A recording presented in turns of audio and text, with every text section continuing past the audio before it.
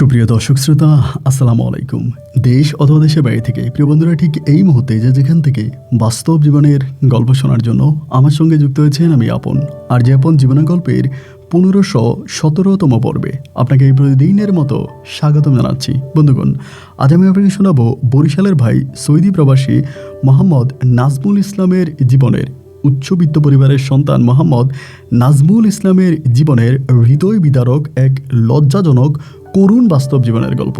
বন্ধুরা, আজকের গল্পের টাইটেল হজের নামে সুন্দরী শাশুড়িকে সৌদি নিয়ে জোর করে বিয়ে করে মেয়ের জামাই। দেখেন, এই গল্পটা এইরকম একটা গল্প, আমি আপনাকে নিশ্চিত করে বলতে পারি গল্প শুনতে শুনতে আপনি যদি শুয়ে পড়েন তবে সেখান থেকে হঠাৎ করে উঠে দাঁড়িয়ে যাবেন, কারণ এই গল্পের মাঝে রয়েছে এমন কিছু। নাহিদ তার শাশুড়িকে জোর করে বিয়ে করে এখন মানুষের ধারে ধারে জীবন ভিক্ষা চাইছে, বাঁচার আকুতি জানাচ্ছে দরবারে দরবারে। নাহিদের সঙ্গে যা ঘটেছে তা সত্যি কি এমনই হওয়ার কথা ছিল? নাহিদ কি ইচ্ছে করে করেছে না প্রতারণার শিকার হয়েছে? পুরো গল্প শুনলে আপনি তা ক্লিয়ার হবেন। আশা করব শুরু থেকে শেষ পর্যন্ত নাজমুল ইসলামের জীবনের বাস্তব গল্পটা আপনার প্রত্যেকে আমার মুখে শুনবেন এবং গল্প শেষে সৌদি প্রবাসী ভাই নাজমুল ইসলামকে ঠিক আপনার মতো করে একটা মন্তব্য কমেন্ট বক্সে লিখবেন। ধন্যবাদ সবাইকে। সুপ্রিয় বন্ধুগণ, আসসালামু আলাইকুম। আমার নাম মোহাম্মদ নাজমুল ইসলাম, আমার বাড়ি বরিশাল বিভাগে।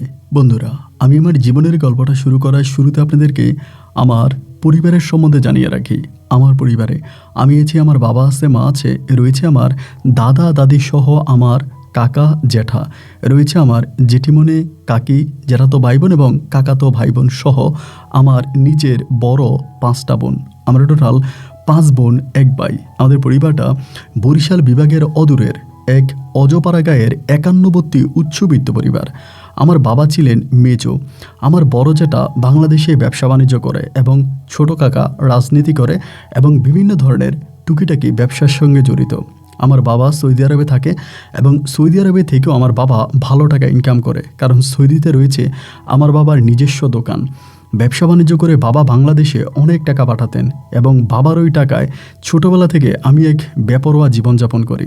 আসলে আমাকে শাসন করার মতো কেউই ছিল না। কাকা জ্যাঠা সবাই আমাকে অনেক বেশি ভালোবাসতো। তার বড় কারণ হচ্ছে আমার যে কাকা ছিল তার কোনো ছেলে ছিল না, তার ছিল 3 মেয়ে, এবং আমার যে বড় জ্যাঠা ছিল তার ছিল 2 মেয়ে, তারও কোনো ছেলে ছিল না।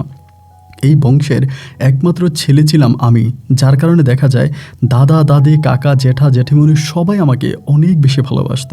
এমন করে আমি আমার শৈশবের দিনগুলো অতিক্রম করতে থাকি। সবার আদর ভালোবাসায় ছোট্ট জীবনে আমার পড়াশোনার সমাপ্তি ঘটে। এরকম করতে করতে আমি মোটামুটি প্রায় অনেকটাই বড় হয়ে যাই। আমার বয়স তখন প্রায় 18 থেকে 19 বৎসরের কাছাকাছি। যদিও আমার বয়স 18 কিংবা 19, কিন্তু আমাকে দেখলে ঠিক তা বোঝা যায় না। আমাকে দেখলে যে কেউ বলবে আমার বয়স হচ্ছে 12 থেকে বা 13 বৎসর।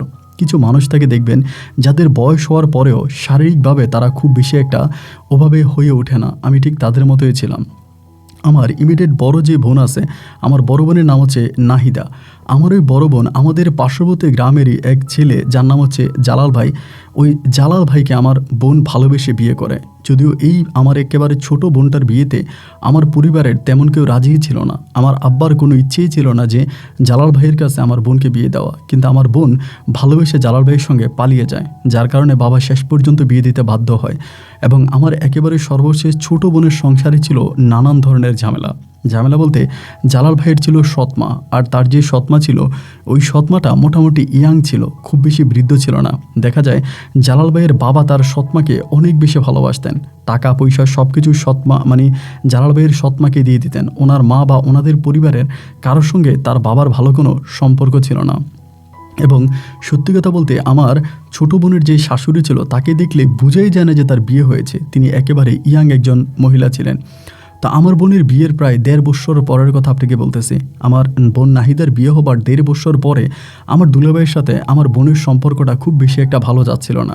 দুজনের মাঝে প্রচণ্ড রকমের ঝগড়া ঝাঁটি ঝামেলা এই সেই চলতেছিল। তার বড় কারণ হচ্ছে আমার দুলাভাই আমার বাবার কাছে কিছু টাকা যৌতুক চেয়েছে বাংলাদেশে ব্যবসা করার জন্য, কিন্তু আমার বাবার সাফ কথা, তিনি তার কোনো মেয়ের জামাইকে 1 টাকাও দেয়নি এবং ছোট মেয়ের জামাইকেও তিনি কোনো টাকা দিবেন না। আর আমার দুলাভাই প্রতিনিয়ত আমার বোনের সঙ্গে খারাপ ব্যবহার করতো আমার বাবার কাছ থেকে টাকা নেওয়ার জন্য, কিন্তু আমার বাবা তো টাকা দিত না। এই নিয়ে আমার বোনের সঙ্গে আমার দুলাভাইয়ের অনেক বেশি ঝগড়া ঝাঁটে ঝামেলা হতো, যার জন্য আমি মাঝে মাঝে দুলাভাইয়ের বাড়িতে যাইতাম। এরকম করে সময়গুলো কাটতে কাটতে হঠাৎ করে একটা পর্যায়ে আমার বোনের সঙ্গে আমার দুলাভাইয়ের সম্পর্কটা ভালো হয়ে যায়। এভাবে আসলে ভালো হওয়ার কথা ছিল না, কেন ভালো হয় সেটা একটু পরেই বুঝবেন। তো ভালো হয়ে যাওয়ার পরে আমার দুলাভাই করতো কি, আমাদের বাজারে আসতো। দুলাভাই কিন্তু তেমন কিছুই করতো না, ওনার বাবার জমি জামা আছে এগুলো দেখাশোনা করতো, চাষাবাদ করতো এবং খুবই হ্যান্ডসাম ইয়াং একজন মানুষ ছিলেন। তো দুলাভাই আমার সঙ্গে খুব ফ্রেন্ডলি মিশতেন, যদিও আমার বয়সে তিনি খুব বেশি বড় ছিলেন না। আমার বোন এবং আমার বোন জামাই তারা প্রায় সমবয়সী ছিলেন।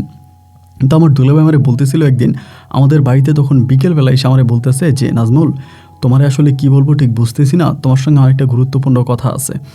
তো আমি তখন বসছি, বসার পরে বলে আমি তোমার সঙ্গে যে বিষয়টা আলোচনা করব, এটা কিন্তু তুমি তোমার বোনকেও বলতে পারবা না বা তোমার বন্ধু বান্ধব বা পরিবার পরিজন কাউকে জানাতে পারবা না, শুধু তুমি আর আমি জানবো, আর কেউ জানবে না। আমি তখন বললাম আচ্ছা ঠিক আছে, শুধু আপনি আর আমিই জানবো, আর কেউ জানবে না, কি হয়েছে আমাকে বলেন তো। দুলাভাই তখন আমাকে বলতেছে, দেখো আমার বাবা অন্ধের মতো আমার সৎমাকে বিশ্বাস করে, এবং দুলাভাইয়ের যে সৎমা আছে তিনি দুলাভাইয়ের থেকে হয়তো বয়সে কিছুটা বড় হবে, এরকমই আর কি। তো আমারে বলতেছে আমার সৎমাকে আমার বাবা অনেক বেশি বিশ্বাস করে, টাকা পয়সা যা কিছু আছে সবই আমার সৎমাকে দিয়ে দেয়, আমাদের দিকে তাকেও না, আমাদের কোনো খোঁজখবরও নেয় না। তো আমি তোমাকে যেটার জন্য ডেকেছি সেটা হচ্ছে আমার সৎমা এক ছেলের সঙ্গে পরকীয়ায় লিপ্ত আছে, ওই ছেলের ভিডিও গেমসের দোকান আছে, ওই ছেলের সঙ্গে আমার সৎমা পরকীয়ায় লিপ্ত আছে। তো সামনের শুক্রবারে রাতের বেলায় তারা একসঙ্গে এক হোটেলে থাকবে, হোটেলের নাম তিনি আমাকে জানালেন, এবং এইটা আমাদের বরিশাল শহরেরই এক হোটেল। বললো ওই হোটেলে আমার সৎমা এবং ওই আমার সৎমায়ের যেই পরকীয়া প্রেমিক আছে তারা একসঙ্গে এক হোটেলে থাকবে, এবং তুমি যদি আমাকে একটু সাহায্য করো আমার জন্য খুব উপকার হয়।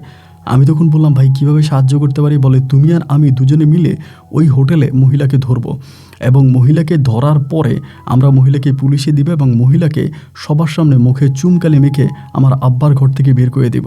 তো তুমি কি আমাকে একটু সাহায্য করবা?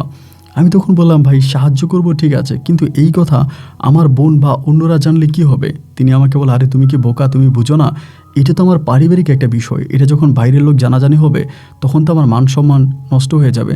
আমি তখন বললাম যখন হোটেলে আপনার সৎমাকে ধরবেন এরপরে সবাইকে জানাবেন তখন কি মান সম্মান নষ্ট হবে না? উনি তখন বলে হ্যাঁ, যদি হোটেলে ধরতে পারি এরপরে সবার সামনে ধরে অপমান করব এটা হচ্ছে আলাদা বিষয়, কিন্তু যদি হোটেলে না ধরতে পারি তাহলে তো এটা কেউ জানাজানি হয়ে গেলে আমার অসম্মান না।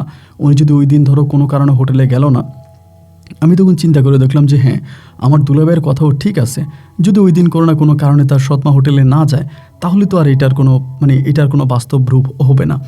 তাই আমি বললাম যে ভাই ঠিক আছে সমস্যা নাই, তবে আমি কি কোনো পোলাপাইন নিব? উনি বলে না না না, কোনো পোলাপাইন নেওয়ার দরকার নাই, পোলাপাইন আমিই নিব, আমার গ্রামের ছেলে ফেলে নিব এবং তুমি সাথে থাকবা। তো দুলাভাই আমাকে যেমন করে জানালো আমি তেমন করে এই কথাটা আমলে নিলাম। আমি কারো কাছে বললাম না, কারণ দুলাভাই আমাকে অনেক বিশ্বাস করে বলছে, আমার নিজের আপন বোনের কাছেও বলি নাই। এইভাবে বৃহস্পতিবার রাতের বেলায় দুলাভাই তখন আমাকে ফোন দিয়ে বললো যে তুমি এমনি এমনি রেডি থাকো, এবং সকালবেলা তোমার জন্য সিএনজি পাঠাবো, তুমি সিএনজি দিয়ে চলে আসবা। তো তখন দেখা যায় প্রায় 9টা কি 9:30 বাজে দুলাভাই সিএনজি পাঠিয়ে দিয়েছে, আমি সিএনজিতে উঠে গেছি দুলাভাইয়ের বাড়িতে। তো দুলাভাইয়ের বাড়িতে যাওয়ার পরে দেখলাম দুলাভাইয়ের এলাকার আরও 5-6টা ছেলে একসঙ্গে আছে, এবং তারা মোটামুটি সবাই গ্রুপিং করে প্ল্যানিং করেই তার সৎমাকে ওইখানে গিয়ে ধরবে। এরকম আলোচনা সমালোচনা করতে করতে আপনার জুমার নামাজের আজান দিল। তো জুমার নামাজের আজান দেওয়ার পরে দুলাভাই বললো যে চল আমরা সবাই আগে নামাজ পড়ি। নামাজ আদায় করলাম এবং হোটেলে গেলাম, খাওয়া দাওয়া করলাম, এবং দুলাভাই তখন তার বাড়ির মধ্যে ইনফর্মা রেডি করে রাখছে যে কখন তার সৎমা ঘর থেকে বের হয়, কিন্তু এটা আমার বোন না, বাড়ির অন্য কোনো মহিলাকে বারবার ফোন দিতে আসে, কী ব্যাপার ভাবি আমার মা কি বের হয়েছে? বলে না এখনও বের হয় নাই। তো এই কথাবার্তা বলতে বলতে মাগরিবের খানিকটা পরে ওই মহিলা আমার দুলাভাইকে ফোন দিয়ে বলল যে হ্যাঁ আপনার মা এইমাত্র একটা সিএনজি দিয়ে বেরিয়ে চলে গেছে। যখনই এটা বলছে তখনই দুলাভাই ওই হোটেলে ফোন দিয়ে বলতেছে যে এইভাবে, দুলাভাই আগেও হোটেলে সব কিছু ঠিক করে রাখে। তো তখনই তারা করলো কি, ও দুলাভাইয়ের মা সম্ভবত ওই ছেলের সঙ্গে পরকীয়ায় লিপ্ত বা তার সঙ্গে দেখা সাক্ষাৎ করে, এবং রাত্র তখন প্রায় 11টা কি 11:30 বাজে ওই মুহূর্তে হোটেল থেকে দুলাভাইকে কল করা হয়। যখনই দুলাভাইকে কল করা হয় দুলাভাই তখন রেডি হয়ে ওই হোটেল এরিয়াতে চলে গেছে, এবং হোটেল ম্যানেজারকে দুলাভাই কল দিল। হোটেল ম্যানেজার বলল হ্যাঁ একটা ছেলের সঙ্গে মোটামুটি তিনি সেই রুমের মধ্যে চলে গেছে, রুমের মধ্যেই আছে এরা দুজনে। তো আমরা তখন হোটেলের নিচে দাঁড়াই আছি, আমার দুলাভাই যেহেতু তার উপর তো আমার বিশ্বাস আছে, এবং দুলাভাইয়ের আশেপাশে আরও অনেকগুলো ছেলে। তো আমি তখন বললাম যে দুলাভাই একটা কাজ করি, আমরা তো যাওয়ার প্রয়োজন নাই, উনি যেহেতু ওই রুমের ভিতরে আছে তাই আমরা বাইরে থেকে পুলিশ পাঠিয়ে দিই, রুমে ওনাকে ধরে ফেলবে, এরপরে আপনি এলাকায় নিয়ে তার মান সম্মান নষ্ট করবেন। দুলাভাই বলে যে না আমরা পুলিশের হাতে দিব না, পুলিশের হাতে দিলে তো পুলিশ তাকে ছেড়ে দেবে, আমি চাচ্ছি ওই ছেলে সহ তারে ধরে আমরা ডিরেক্টলি ইয়াতে নিয়ে চলে যাব, মানে বাড়িতে নিয়ে চলে যাব, বাড়িতে নিয়ে তার মাথার চুল কেটে তার মাথার মধ্যে আলকাতরা লাগিয়ে পুরো গ্রামে হাঁটিয়ে আমার বাবার ঘর থেকে তারে বিদায় করব। আমি বললাম ঠিক আছে দুলাভাই, তাহলে কী করা যায়? অনেকক্ষণ পর্যন্ত আমরা দাঁড়ায় আছি। একটা পর্যায়ে দুলাভাই হঠাৎ করে আমারে বলতেছে, নাজমুল একটা কাজ করো, তুমি যাও। আমি বললাম ভাই কোথায় যাব? পরে বলে তুমি রুমে যাবা, প্রথমে গিয়ে দরজা নক করবা, দরজা নক করে যখন তারা দরজা খুলবে এবং দরজা খোলার সঙ্গে সঙ্গে তুমি ভিতরে ঢুকে যাবা। আমি বললাম দরজা খোলার সঙ্গে সঙ্গে ভিতরে ঢুকে যাবে? বলে হ্যাঁ, ভিতরে ঢুকে যাবা এবং আমরা লাইনে থাকবো, এবং ভিতরে ঢুকে যখন দেখবা যে তারা আছে, সব কিছু ঠিক আছে, আমরা তো তোমার সঙ্গে কলে থাকবো এবং আমরাও ইমিডিয়েটলি পিছন থেকে গিয়ে তাদেরকে ধরে ফেলবো। আমি তখন দুলাভাইকে বললাম যে দুলাভাই আমি একা যাওয়ার দরকার কি, আমরা সবাই একসঙ্গেই যাই। দুলাভাই বলে দেখো আমাদেরকে যে ইনফরমেশনটা দিয়েছে এটা কতটুকু সত্য তারা তো কোনো নিশ্চয়তা আমাদের কাছে নাই, আদৌ ওই হোটেলে বা ওই রুমে আছে কি না সেটাও তো আমরা জানি না। আমরা এতগুলো মানুষ যখন একসঙ্গে হোটেল রুমে ঢুকবো তাহলে এটা অনেকের কাছে একটা সন্দেহজনক মনে হতে পারে, বা যে ম্যানেজার আমাকে ইনফরমেশন দিচ্ছে উনি তো গোপনে আমার কাছ থেকে টাকা নিয়ে ইনফরমেশন দিচ্ছে, তো এখন যদি এটা অন্য কেউ জেনে যায় বা এটা হয়তো একটা সমস্যাও হয়ে যেতে পারে। যেহেতু হোটেলে অনেক গেস্ট আছে, অনেক মানুষ আছে, আমরা যদি কনফার্ম হই তারা ওই হোটেলে আছে, ওই রুমে আছে, তাহলে আমরা পিছন থেকে সবাই যাব। কনফার্ম না হলে তো সবাই গিয়ে হোটেলে একটা রুমে চান্স করা এটা তো একটা অপমান দেখায় বা খারাপ দেখায়। অথবা হোটেলের যে বড় ম্যানেজার বা অন্য লোকজন আছে তারা হয়তো আমাদের নামে মামলাও করে দিতে পারে, যেহেতু তাদের একটা ব্যবসা প্রতিষ্ঠান, তাদের একটা ব্যবসা। আমি তখন বললাম তাহলে আপনি কি বলতেছেন? উনি বলে তুমি রুমে যাবা, গিয়ে দরজা নক করবা, তারা দরজা খুললে পরে তুমি টাপ করে ভিতরে ঢুকে যাবা, আর আমি তোমার সঙ্গে কলে আছি, যখন তুমি ভিতরে ঢুকে আমার মার সঙ্গে সৎমায়ের সঙ্গে কথা বলবা, ইন দ্য মিন টাইম আমরা পিছন থেকে ঢুকবো, মানে আমরা তোমার পিছনে আসতেছি। তো দেখেন ভাই, আমার দুলাভাই আমার যেভাবে বললো আমি দুলাভাইয়ের কথা বিশ্বাস করলাম, এবং দুলাভাইয়ের কথা বিশ্বাস করে আমি আস্তে আস্তে করে এই হোটেল রুমের উপরে, মানে তারা 3 তলায় ছিল, 3 তলায় গেলাম। 3 তলায় হচ্ছে 312 নম্বর রুম, এবং 312 নম্বর রুমের সামনে গিয়ে আমি তখন ঠকঠক করে দরজা নক করলাম, এবং দরজা নক করা মাত্রই ভিতর থেকে তখন দরজা খুললো, এবং দরজা খুললো আমার বোনের শাশুড়ি, মানে জালাল ভাইয়ের সৎমা। এবং দরজা খোলার সঙ্গে সঙ্গে আমি ওকে ধাক্কা দিয়ে ভিতরে ঢুকে গেলাম, এবং ভিতরে ঢুকে দেখতেছি ভিতরে কেউ নেই। তো তখন কিন্তু বাথরুমের মধ্যে পানি পড়তেছে, আমি মনে করলাম যে বাথরুমে মনে হয় কেউ আছে। আমি তখন বললাম যে কী ব্যাপার, আপনি এখানে কী করেন? উনি বলে তুমি এখানে কী করো? আমি বললাম আপনি এখানে কী করেন? এইরকম করে কথাবার্তা বলতে বলতে, মানে এই কথাবার্তার মাঝে হঠাৎ করে হলো কি 8-10টা পোলাপাইন পিছন থেকে আসছে। ভাই আপনি শুনলে অবাক হয়ে যাবেন, 8-10টা পোলাপাইন পিছন থেকে আইসে গপ করে আমাকে ধরে ফেলে। আমাকে ধরে বলতেছে এই মেয়ের সঙ্গে তোর কি, এই মহিলার সঙ্গে তোর কী সম্পর্ক, এই মহিলার নিয়ে হোটেলে আসলে কেন? এবং যে পোলাপাইনগুলো আমাকে ধরে এরাই আমার দুলাভাইয়ের সঙ্গে ছিল। তা আমার দুলাভাই কিন্তু তখন এখানে নাই। আমি তখন বললাম যে ভাই তোমরা আমারে কি বলতেছো, তোমরাই তো আমারে পাঠাইলা, এই মহিলার সঙ্গে তো মনে হয় পুরুষ আছে, সে মনে হয় এই বাথরুমে আছে বা টয়লেটে আছে, যাও টয়লেটে গিয়ে মানে দেখো কে আছে। তখন তারা টয়লেটে গেল, টয়লেটে গিয়ে কাউরে পাইলো না পাইয়ে বলতেছে যে তুই মহিলার সঙ্গে কি করিস, তোর ফোন নাম্বার দে, তোর বাড়ির ঠিকানা দে, এগুলো আমার মোবাইল টান দিয়ে নিয়ে চলে গেছে। আমি তখন ওদের, মানে ওরা পুরোপুরিভাবেই চেঞ্জ, এবং সেখানে আমার দুলাভাইও নাই। আমি তখন মোবাইল নিয়ে বলতেছি ভাই আপনারা আমার সঙ্গে কী করতেছেন? আমরা একসঙ্গে দুপুরে খাওয়া দাওয়া করলাম, দুপুরে নামাজ পড়লাম, সবাই একসঙ্গে আসলাম, এখন আমার সঙ্গে এটা কী হইতেছে, এটা কী করতেছেন? এই কথাবার্তার মাঝেই হলো কি তারা বলতেছে যে আমার আম্মার নাম্বার নিয়ে গেছে আমার ফোন থেকে। আম্মার নাম্বার নিয়ে তারা তখন আমার আম্মাকে ফোন দিচ্ছে, আমার বড় জেঠাকে ফোন দিচ্ছে। আম্মারে আর বড় জেঠাকে ফোন দিয়ে আমারে ধৈর্য সেখানে রুমের মধ্যে প্রচণ্ড রকমের মারছে, মানে এত মারছে যা বলার মতো না। আমি তো অবাক, আমি তো কিছুই করি না, অথচ আমাকে এভাবে কেন মারলো? এবং মাইরা আমাকে তখন এখানে একটা খাটের সঙ্গে বেঁধে ফেলছে, বেঁধে বলতেছে আমরা যা বলবো তাই করবি, উল্টাপাল্টা বলবি তো তোরা এখানে জবাই দিয়ে দিব, তোর লাশও কেউ খুঁজে পাবে না, আমরা যেভাবে বলবো সেভাবেই কাজ হবে।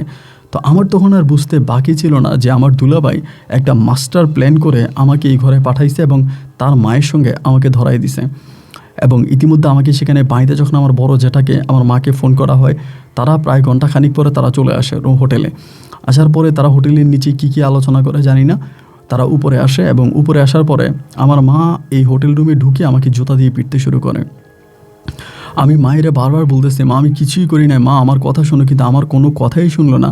মা আমার জুতা দিয়ে পিটাইলো, এবং মা আমার পিটানোর পরপরই হোটেলে পুলিশ আসলো, এবং পুলিশ এসে কোনো কথা নাই বার্তা নেই আমাকে সেখান থেকে ধরে নিয়ে চলে গেল। এরই মাঝে কিছু সাংবাদিকও চলে আসলো, যারা মোটামুটি ছবি টবি উঠেছে এমনি করে আমাকে তখন পুলিশে ধরে নিয়ে চলে গেছে।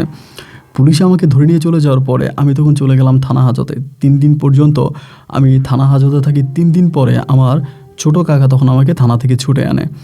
ছোটো কাকা আমাকে ছুটে আনার পরে আমি বাড়িতে আসি। বাড়িতে এসে দেখি যে আমার বোন আমাদের বাড়িতে, মানে আমার বোন নাহিদা আমাদের বাড়িতে। তো বাড়িতে আসার পরে আমি সবার কাছে তখন এগুলো বললাম যে আমার সঙ্গে এটা হয়েছে। কেউই আর আমার কথার কোনো মূল্য দিল না, আমার কোনো কথা শুনলো না। এবং ইতিমধ্যে আমি জানতে পারলাম যে এই ঘটনার পরে আমার দুলাভাই আমার ছোটো বোনকে ছেড়ে দেয়। আমার ছোটো বোনকে ছেড়ে দেয় এবং উল্টা আমার বাবা আমার ছোটো বোনকে টাকা মানে আমার দুলাভাইকে টাকা দেওয়া লাগে, কারণ দুলাভাইয়ের মান সম্মান নষ্ট হয়েছে। আমি তার মারে নিয়ে হোটেলে গেছি, তার মায়ের সঙ্গে হোটেলে ধরা খাইছি। এই নিয়ে আমার বোনকে ছেড়ে দিয়ে আমার বোন তো তার কাবিনের টাকা পাই না, উল্টা আমার মা বাবা আরও আমার দুলাভাইকে টাকা দেওয়া লাগে। আমি তখন কাউরেই বুঝাইতে পারলাম না যে আমি পরিস্থিতির শিকার, আমি প্রতারণার শিকার। তারা সবাই আমাকেই দোষারোপ করে নিল, আমাকেই মানে আমার সঙ্গেই খারাপ ব্যবহার করলে এই ঘটনা আমিই ঘটাইছি। তখন আমি নিশ্চুপ হয়ে গেলাম এবং নীরবে সবার মুখের দিকে তাকাইতে আছি। কেউই আর আমার কথার কোনো দামও দিল না, আমার কথার কোনো মূল্যায়নও করলো না। আমাকে আমার মতো করে অপরাধী সাব্যস্ত করে যে যার মতো করে সরে গেল। এক মানবতার দুঃখের জীবন আমি তখন কাটাচ্ছিলাম।